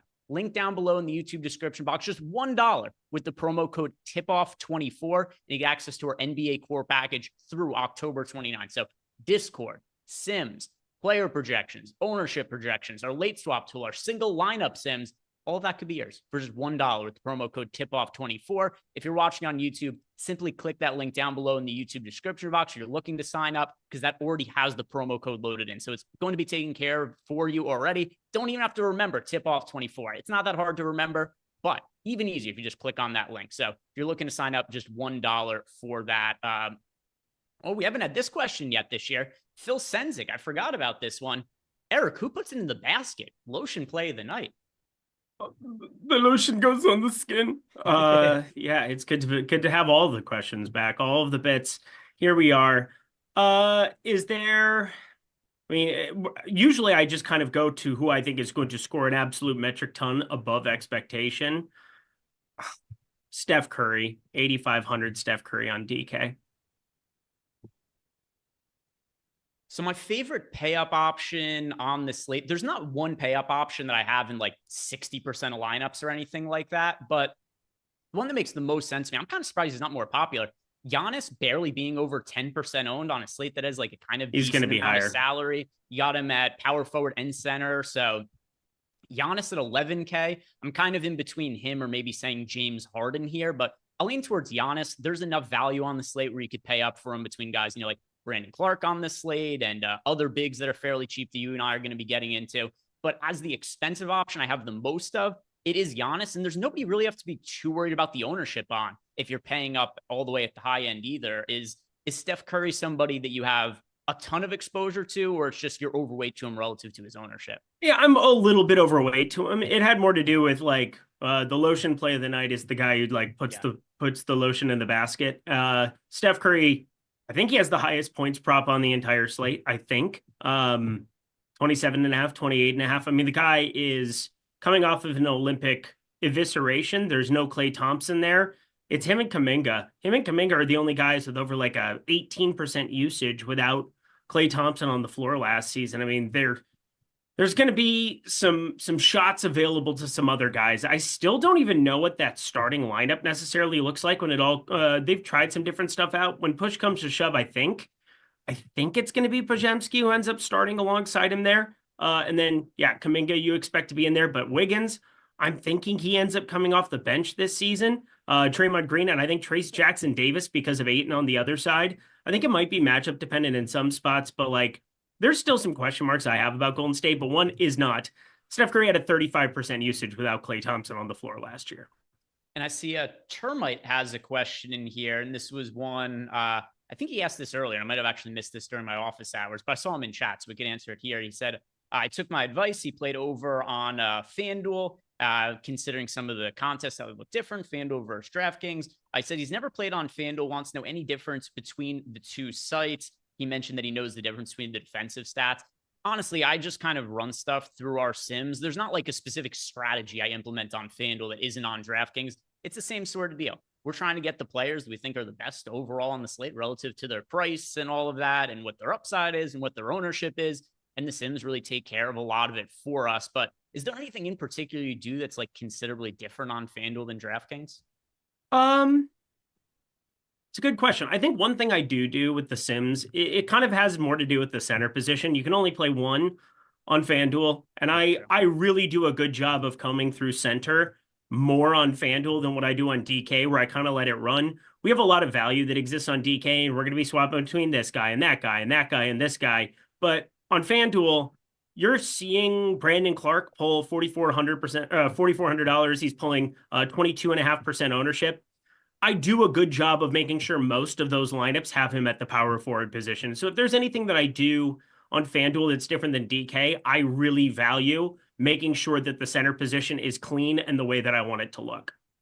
Yeah, I guess But it kind of happens naturally, but you're just going to have less center exposure on FanDuel because you only have the one to roster instead of the two. But, it's not like there's a specific strategy to that. It's just the way the lineups are constructed. But the strategy is knowing that you can only roster one and being very conscious of ownership when there's a mega chalk piece. Like, that doesn't really exist today. And all three of the guys pulling the most ownership at center all have power forward eligibility. All I'm saying is that that's really the only thing that I go through the Sims and comb up. I'm playing 195 lineups on FanDuel today, so like I'm paying a lot of attention to how those lineups look at center and taking some shots on some guys that are down there in the doldrums, 3, 2, 1%. But as Greg said, yeah, it's going to come out in the wash.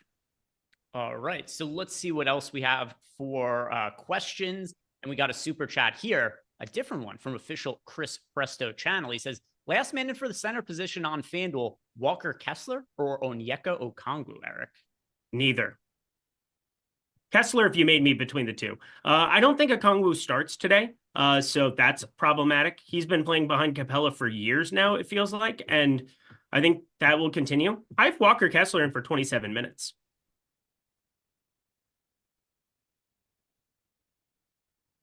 Brazil's blocked for us.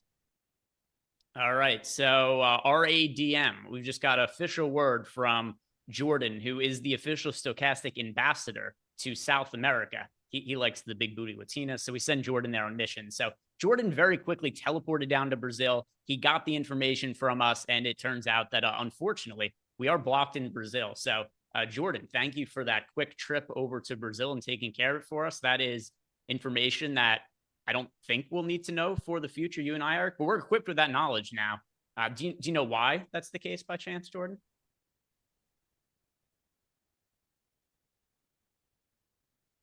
Cristiano Felicio. All right. Cristiano Felicio did bad things. I don't know. I have no clue. I agree with you, by the way, Walker Kessler. The answer to me also is neither, especially if you're just playing one lineup. But I have 4% ownership in my lineups on Walker Kessler, and I'm not playing Okongwu. So that's going to be the way that I lean if it has to be one or the other. Taurean Prince is going to be starting in place of Chris Middleton. And that is also tying back to me liking Giannis as my favorite pay-up option before. It has a lot to do with the fact that Chris Middleton is going to be out today. And then Giannis also isn't priced at quite his normal rate at only 11K. But Taurean Prince, that's who I was expecting to start. Same for yourself? Correct.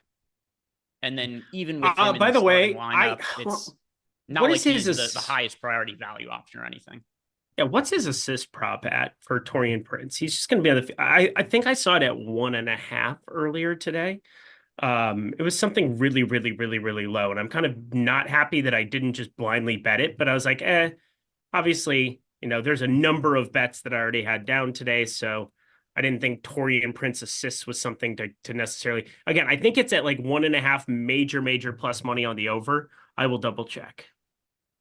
Let's see what we have for other questions in Discord, and then we will touch on the Zion Williamson piece and how it is we want to handle it. I didn't want to talk about it right at the top just in case we got news in like this point of the show that he was going to be ruled out or ruled in or anything. We'll answer these questions. Then if there's no Zion news, we'll talk about how we're going to handle it. But hey, I'm Drew. 95 says, DK cash plays also. Do we think that Yabusele is a good play for savings due to the injuries for the 76ers? Yeah, I think that he's a serviceable value option. I don't want to go crazy with Yabusele exposure or anything like that, but at 3K, I'm cool with having him in a chunk of lineups here in Yabusele. Flat min, the 76ers are very, very shorthanded. No Paul George, no Joel Embiid, which is Twitter up in arms right now. I mean, Joel Embiid, I kind of feel bad for him. He's got what appears to be some sort of structural issues with his knees that just going to prevent him from being healthy. And here's kind of the scenario he's in. If he doesn't play all 82 games in the regular season, he's getting shit on now for not playing the entire regular season. But then if he plays in the regular season and then is hurt for the playoffs, people go like, hey, this Zion guy can't perform in the playoffs. So he's, there we go. That's why we waited. Zion has been ruled out. We'll touch on that in a second here. And we should have updates coming to the site shortly as well. But Yabusele, is he somebody who, and obviously the Zion news is going to change this a little bit, but Yabusele, is he somebody that you're with the field on as a somewhat popular punt option? Yes, to a certain extent. Let's just get into the Zion thing and then we'll readdress that. Okay. So Zion Williamson, not going to be playing today. And coming into the day, both Zion Williamson and DeJounte Murray were questionable. Zion is dealing with an illness. DeJounte Murray, he was away from the team due to personal reasons, but he ended up practicing today, which made it pretty clear that he was going to end up playing. Now that Zion's out, it's not like we can look at on-off court numbers to see what this team looks like exactly, because DeJounte Murray, new to the team, we didn't have him last year. So a couple pieces here. First, Eric, who do you think starts in place of Zion? Daniel Tice. So a lineup quite positive.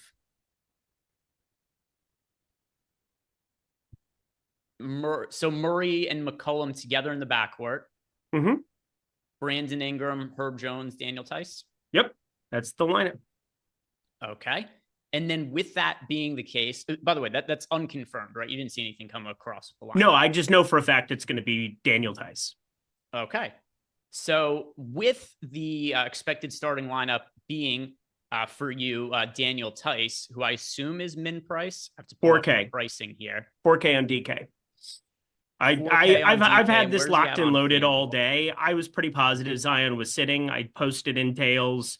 Chicago Bulls ended up firing that up. I threw another reminder where, hey, you want to jump in there. DeJounte Murray, it was a personal reason, game time decision. I'm pretty positive that he does play. But I've had all day long, and it was the same thing that I'll just throw out there that I was talking with my buddy about. DeJounte Murray is going to start at point. CJ McCollum is going to play more off ball this season.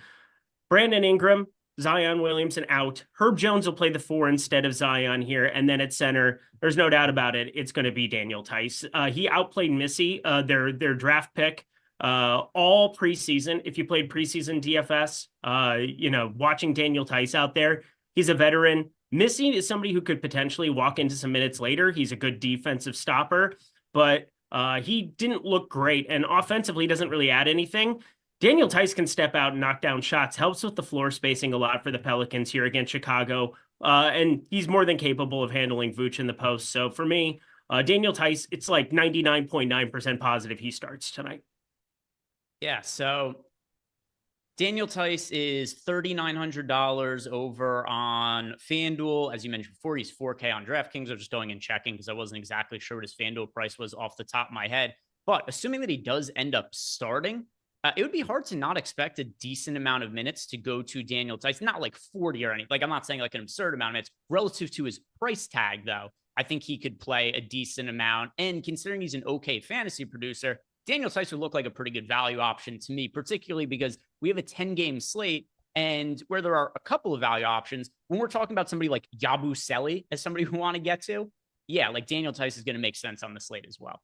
Yep, there's no doubt about it. Daniel Tice and Nick Richards are probably your 2 cash centers now on DK. Yabusele at 3K. You're going to pay up for Giannis now. You're going to still play quickly.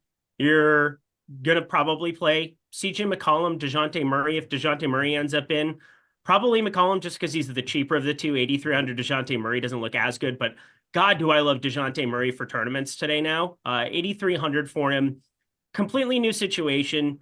This is a team in the Pelicans that was 6th defensively last season in an adjusted defensive rating. They had DeJounte Murray. He was incredible defensively in San Antonio. Obviously with Atlanta, it's like the tide lifts all boats or whatever it is. Like it's kind of the opposite in Atlanta. It's where ships go to die. And DeJounte Murray defense did not look very good. He's going to look great here on the Pelicans this season. I don't really understand the fabric of their team. I think Trey Murphy makes tons of sense that they gave him the money. Brandon Ingram's still kind of a weird one, but I'm quite positive Daniel Tice now is the 4K center that you're looking for. In addition, I would rather play him than Brandon Clark, where I don't see Brandon Clark getting like a crazy amount of minutes. Like I could see him just being like 22 between him and Edey and just find like 4 minutes for somebody else.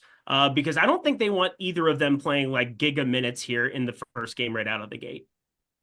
Let's see what else we have. We had a bunch of super chats came in. So we got a bunch of super chats. We've also got a bunch of questions in Discord. I'm going to be keeping an eye on our projections for when those update. And when they do, Jordan, if you wouldn't mind pulling those up on screen just so we could go over for everybody what the new Pelicans projections are when Zion is officially taken out. And then we'll look at some of the ownership too to see what Tice's popularity looks like and Ingram and Murray and all those guys. But before we get there, while we're waiting for it to be updated, super chats here. First one here from Chris Williams. He says, here we go. Atone, folks. Hit the like button. Bring yourself some good karma. Question. favorite captains for the DraftKings Showdown slate and or plays.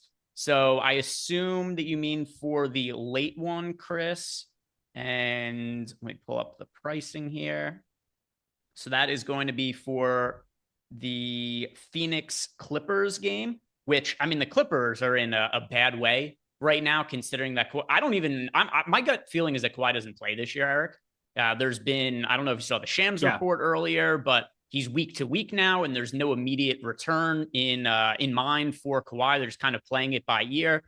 With that in mind, I don't know how you don't like James Harden in this game, especially when you consider the game theory of it, where if the Clippers are going to keep any games competitive in the short term, you would have to think it's because Harden plays well. If he doesn't play well, the game's a blowout, and starters on both sides probably aren't going to get a massive amount of run. So I like Harden the most as a captain option for that late game.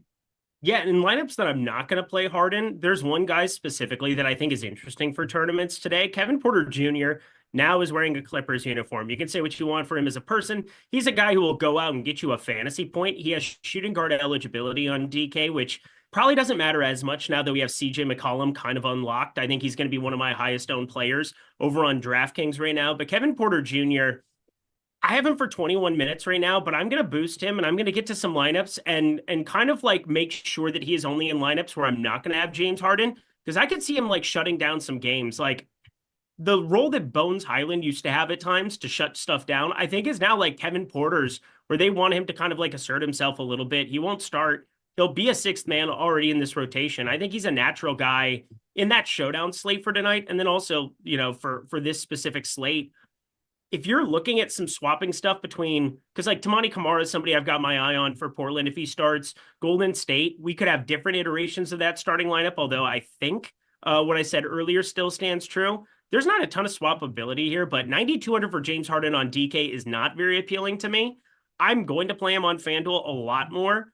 I think Kevin Porter Jr. sub 5K is somebody to, in some of these spots, you just kind of want to boost and get a little love. And if that game gets wonky, and as you said, James Harden doesn't play well, Kevin Porter Jr. is going to shut things down, play 24 minutes, and probably smash.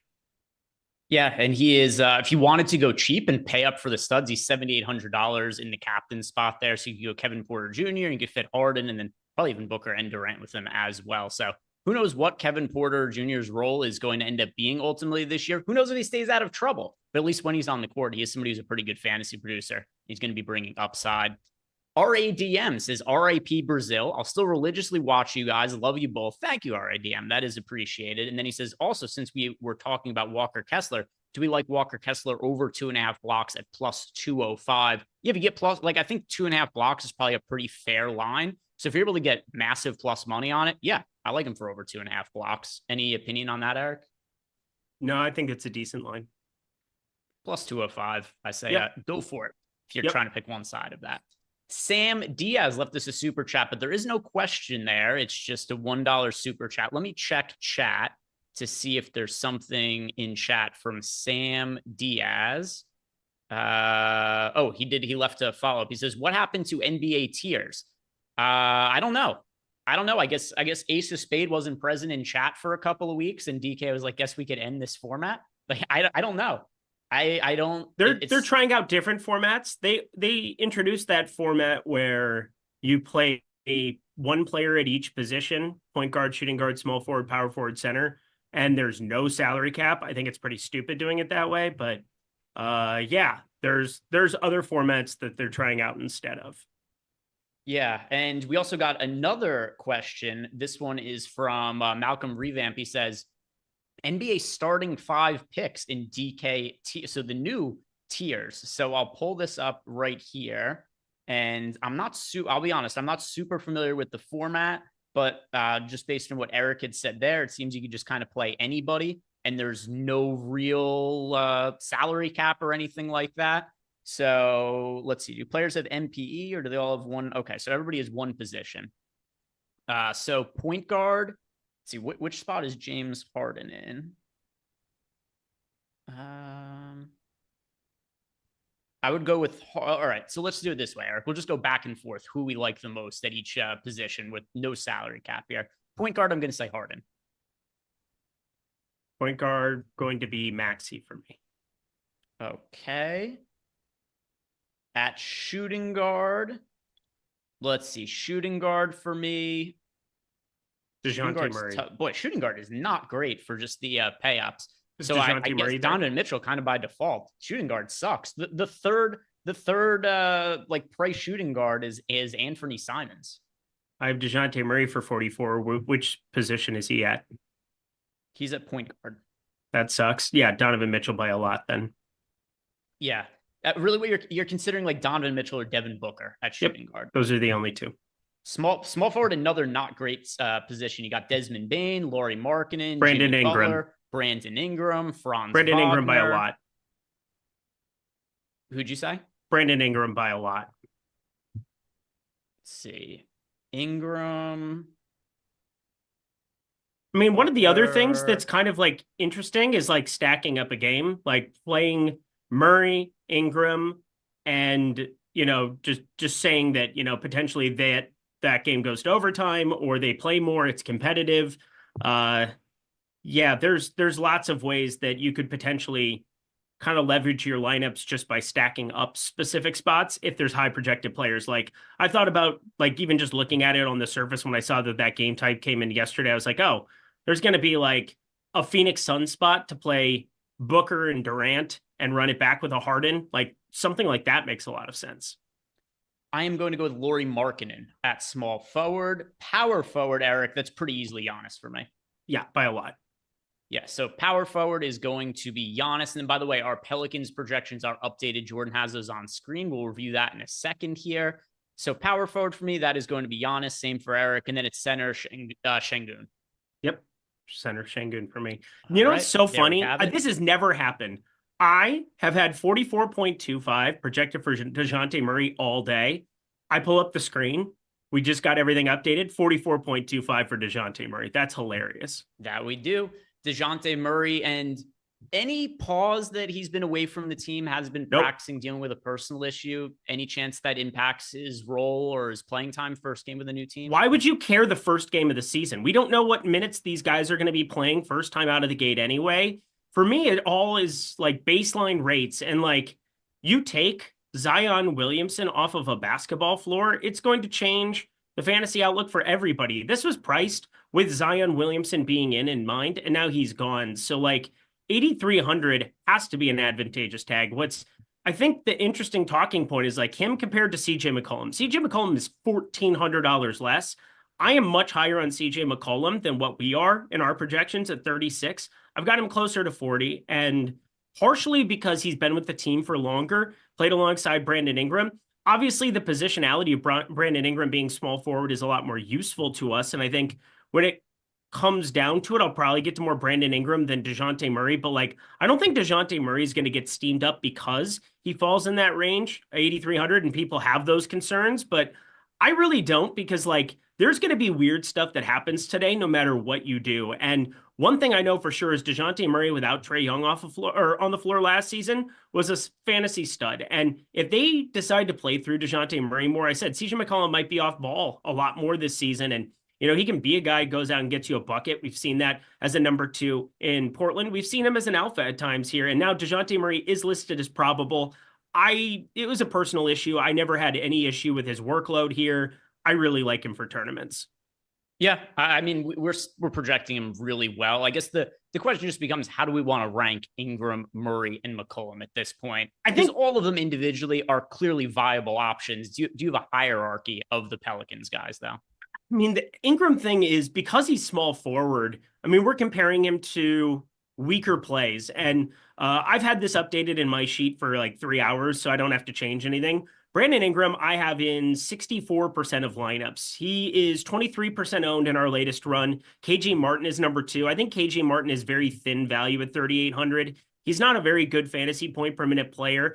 He's going to split time with Caleb Martin, even though he's not starting there. And he has to probably go out and guard Giannis here. Have fun with that. Let me know how that goes, sir, because yeah, you're not going to have a very fun day, more than likely. I think Lauri Markkanen for $100 more is very, very interesting. And I actually have projected pretty close. But now that we have, you know, a drastic difference in terms of what the ownership is, maybe I get to more Lauri Markkanen and my Ingram comes down. I'm expecting that because, again, I didn't know when this news was going to drop. Just for me, Brandon Ingram has the best eligibility of anybody. And McCollum, shooting guard is really, really nice, but you also have DeJounte Murray there. So it's not like I need to panic or try to get to somebody there. What happens probably for me is Colin Sexton comes down. I would go Brandon Ingram 1 purely because of positionality, CJ McCollum 2 because of salary, and DeJounte Murray 3, but I bet I get overweight to all 3. Yeah, I'm about to rerun everything through our sims, but my best guess is I'm going to have the most of Murray, the second most of Ingram, and then McCollum third. 1-2 is clearly for me, though, Murray and Ingram.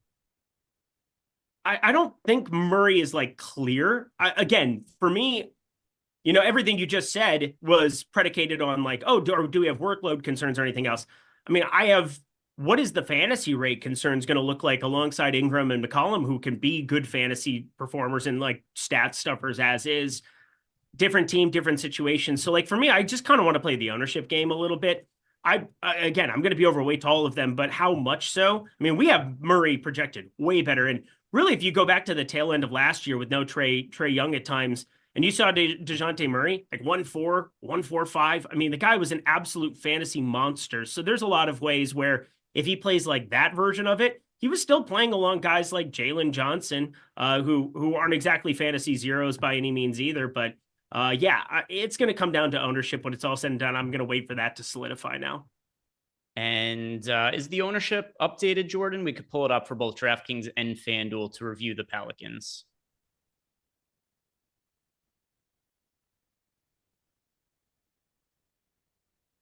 All right, Devin Neiman, this is the question of the day for a lot of people. The answer for me is both. They're both underpriced at 4K. I like Tice a lot. I like Richards a lot.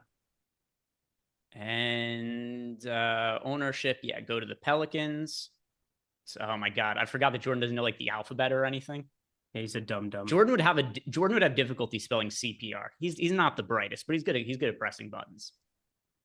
And he's cute. Yeah, this is not ridiculous ownership. 20, no. What is it? 23, but just over 20% to McCollum and Ingram. Murray, the lowest owned of the 3 at 15%. And then Daniel Tice a little over 10%, Eric. Those are easy numbers to get overweight to. I knew I was going to all day.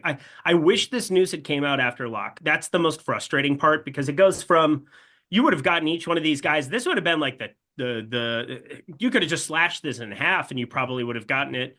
I think most good NBA DFSers recognize that this was the one injury spot and that Zion Williamson with a fantasy rate like he's had his entire career is a massive, massive change. It's a Chicago team on the other side that isn't the most enthusiastic to get up and down and run the floor. But I think having Josh Giddey out there definitely helps. 1, he's not a good defender. 2, he will push the pace, I think, a little bit more than a DeMar DeRozan in a half-court setting. I think this is probably a better Chicago team in terms of pace this season. I went through all my pace metrics yesterday. It took me forever to get everything updated. But, like, I'm pretty optimistic that we see a change for Chicago. They're going to be worse defensively. They went out to get Giddey.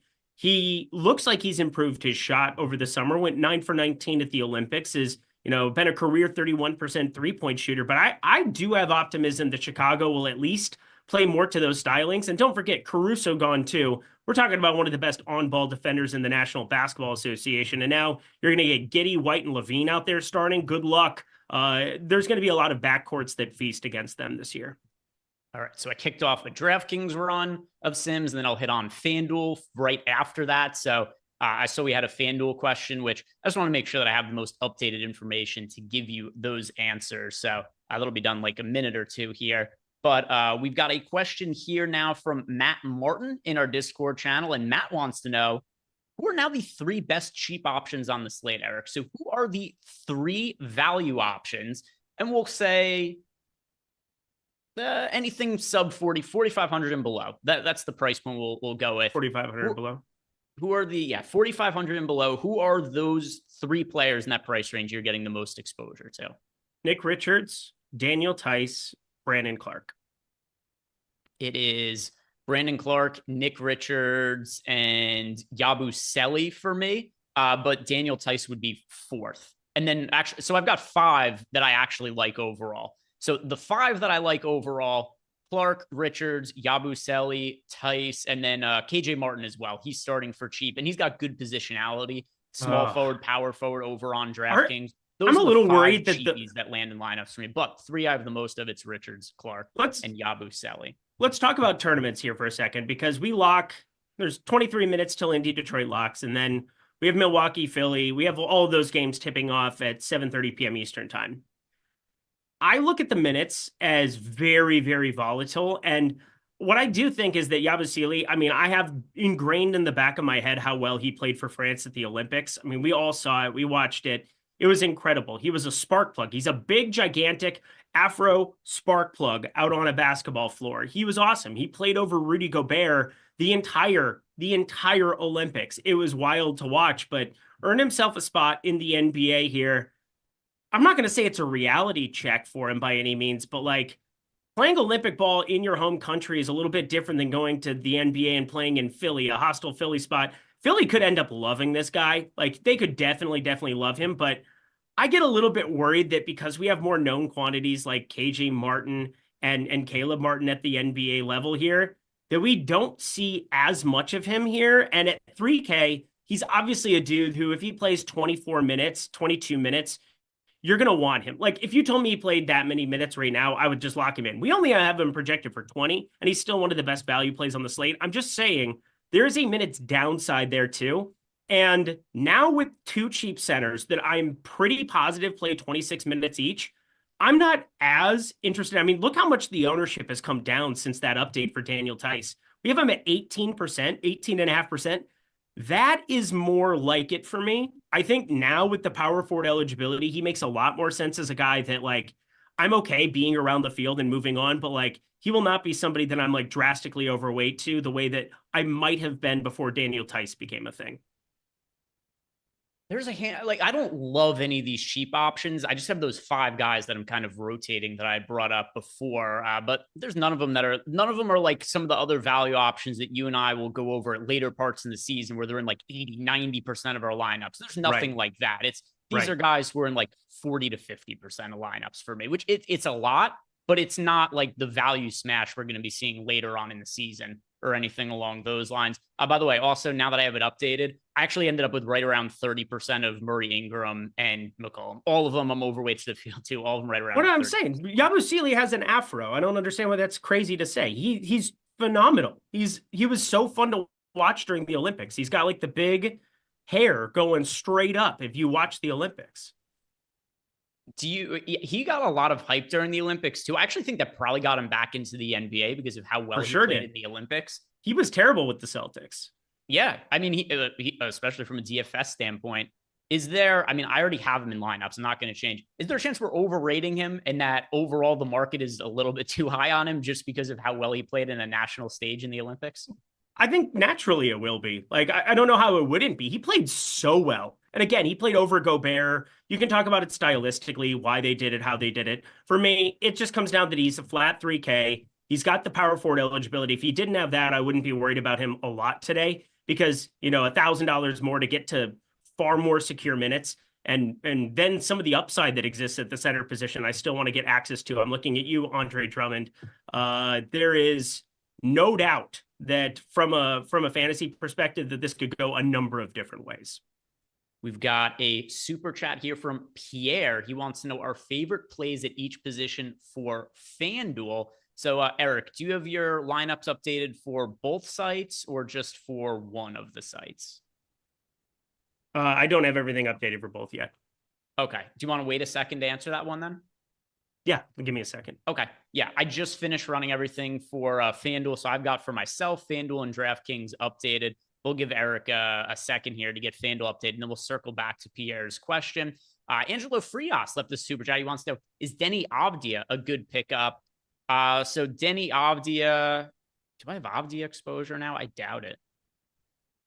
I have him in 1 out of 150 lineups. No really. Denny Avdia. Yeah, we saw him take over Washington at times. Think about how awful Washington was when he was there. This is different. He's out in Portland. There's a number of I still call Jeremy Grant, DeAndre Ayton too. I think that they're serviceable NBA players. Are they top tier guys that you absolutely want to have on a winning basketball team? No, but I mean, he's sharing a floor now with Simons. He's going to be sharing a floor with Jeremy Grant. He's going to be sharing a floor with DeAndre Ayton. These are all guys, Scoot Henderson. These are all going to be better fantasy point per minute guys than I think Denny Avdia is come year end. We've got Stokes in the chat asking us who over $7,500 on DK to like as a smash play today. Let's see. Who do you have, Eric, over $7,500 that you have the most exposure to? Find out. That is Murray for me at 8,300 now.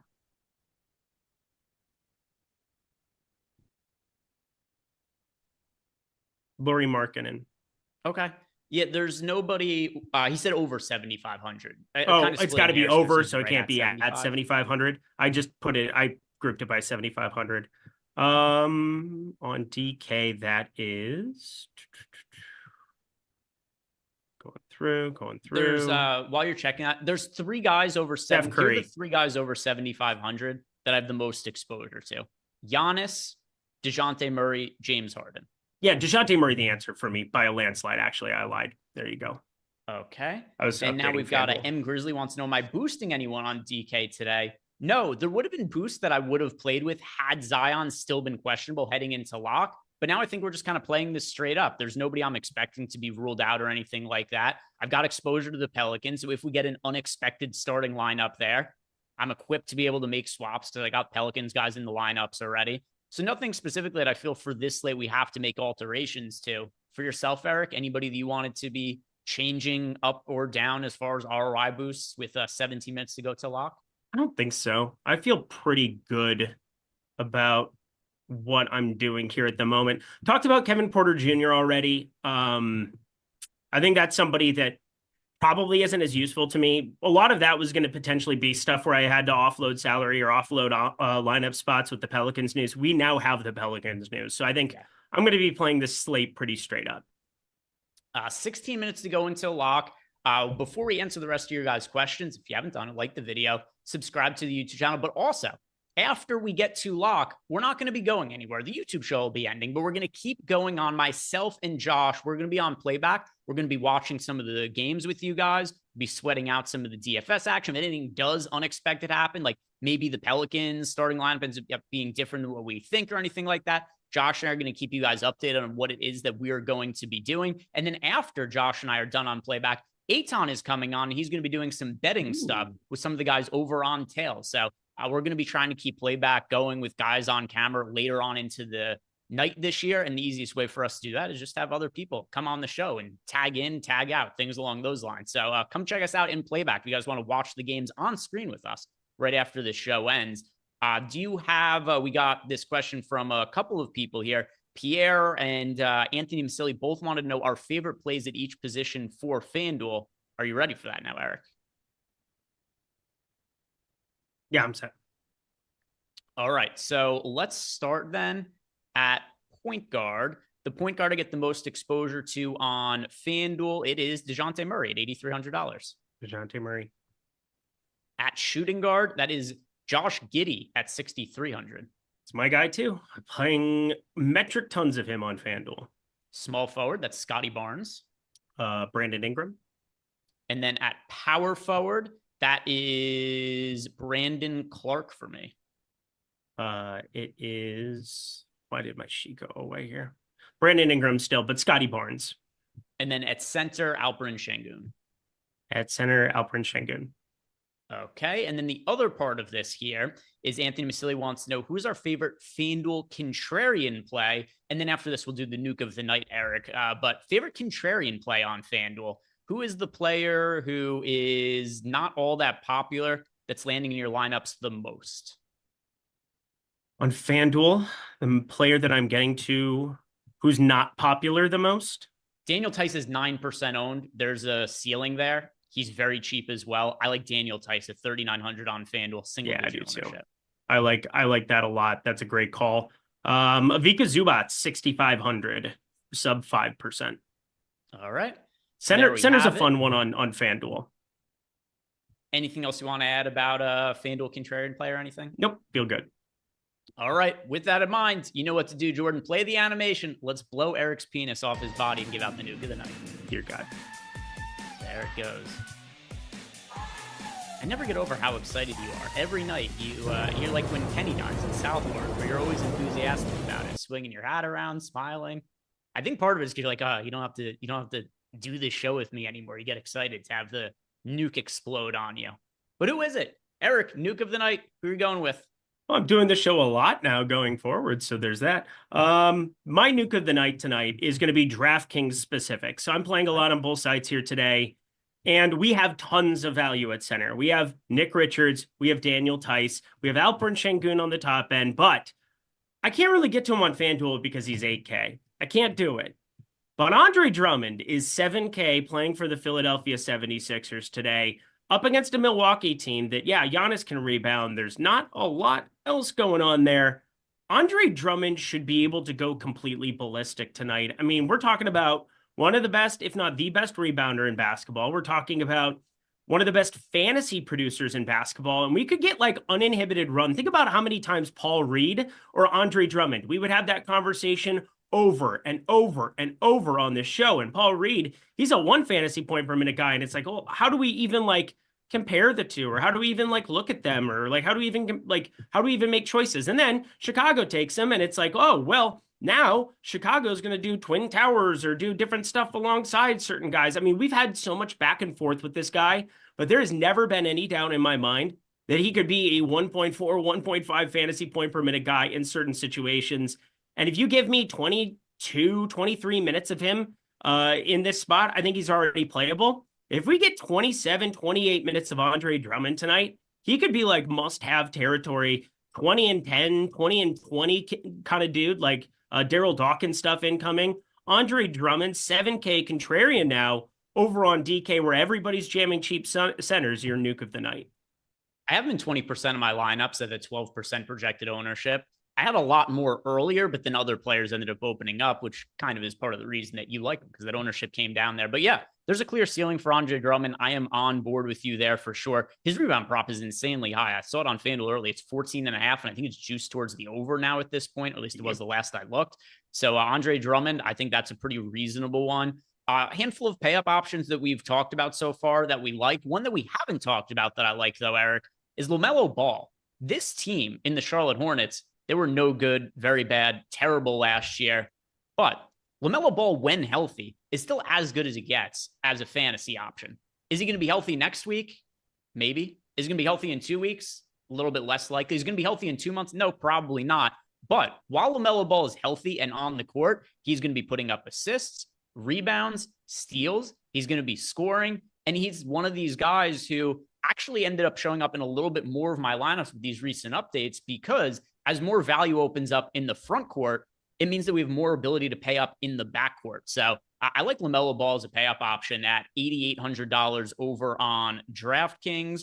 And then the price point on LaMelo Ball on FanDuel, it is $9,700, so a little bit more expensive. But with that said, looking at my FanDuel lineups, he's only 7% owned over on FanDuel, and I have him in 18% of lineup. So I think he's going to be overweight too on both sites, Eric. I like LaMelo Ball. Love it. Love LaMelo Ball. Think that he's fun to mix in. I'm not getting as much of him because of just, I was already jamming Pelicans. I will be jamming Pelicans, it would seem, already with everybody else now, which is sad, but is what it is. Now really, really fun. Ownership on him has come down. Ownership on Drummond has come down. I think that's a good round of like the first official slate, the first official NBA slate nuke of the nights. We've got a couple more super chats here. Guitar Z-Man 247. He gifted out 5 more YouTube memberships. So Guitar Z-Man, thank you. We appreciate you supporting the channel. Hope to see you over in playback in 10 minutes here when Josh and I go in to start watching the games. And then Mike H says he's been hanging on to this lineup all day. It's the highest projected DK lineup he's found is 171 expected points. Does that seem like a good? I don't know what contest you're playing in, but if your lineup scores 171 points, that's no good. You're gonna win. I feel like that has to be a typo. You know what's so funny is data is funny. Just reran some stuff because I think I had an error that I was making. DeJounte Murray, my highest owned guy. McCollum, number 2. Brandon Ingram, 3. So the exact opposite of what I said before on DK. Just wanted to throw that out there. Yeah, that has to be a typo. I mean, also, I don't usually judge lineups by fantasy points, but 171 fantasy points would be a terrible projected line. So I feel like I must be missing something. Mm-hmm. That would be absurd. K Sizzle, Eric, who are your favorite plays on pick 6 tonight from K Sizzle? Ooh, so there were a couple that got pulled or just changed a little bit. Let me just check because I can't talk in absolutes anymore because pick 6 changes their lines, their projections change now. I loved under 19.5 points for Kobe White.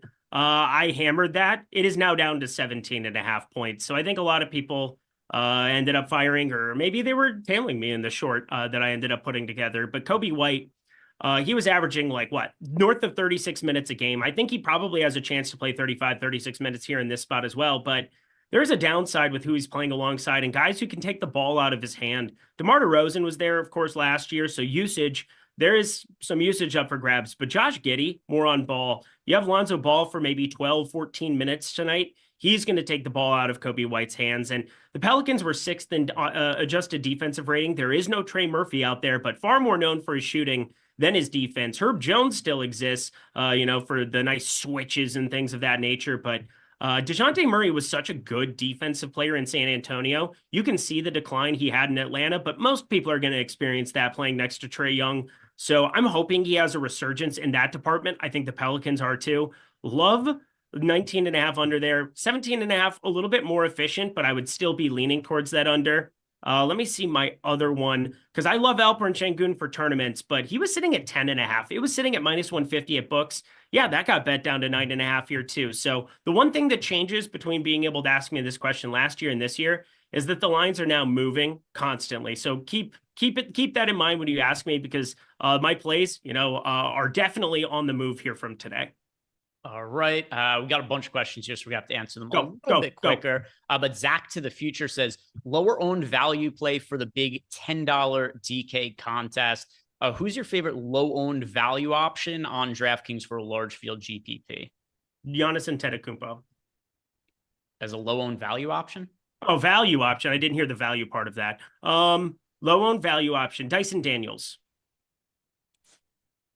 I mean, Tice isn't all that popular. We'll go Tice. Yeah, we'll go Tice. That's a better option. Devin Neiman wants to know for DK single entry, Tice or Richards. He already has Ball and McCollum in his lineup. Overall, I like both of them. I have more exposure to Richards, though. So Richards. I answered his question earlier. Yeah, I have more Richards, but I like Daniel Tice a lot. Jay wants to know, where does Cade Cunningham rank with point guards today? I have some Cade exposure, but it's just under 10%. He's like second tier. I'd rather get to Murray, McCollum, James Harden, Emmanuel Quickly. I don't know if I said DeJounte Murray yet. I'd rather get to Tyrese Maxey. He's just a guy. I have 9% of Cade Cunningham. If you're playing one lineup, Cade is not somebody I'd have in it. Yeah, agreed. Jacob Dunn said, tuned in late, who are the best under 5K plays on DraftKings? Yeah, I could hit you with these really quick. Brandon Clark, Nick Richards, Yabusele is viable, KJ Martin, Daniel Tice. Those are the 5 cheap guys I have any kind of real meaningful exposure to. So I'm going to tell you those 5 guys. And then in Discord, we got a question from Einsteinem. He wants to know, is Josh Giddey a reasonable pivot off of Quickly?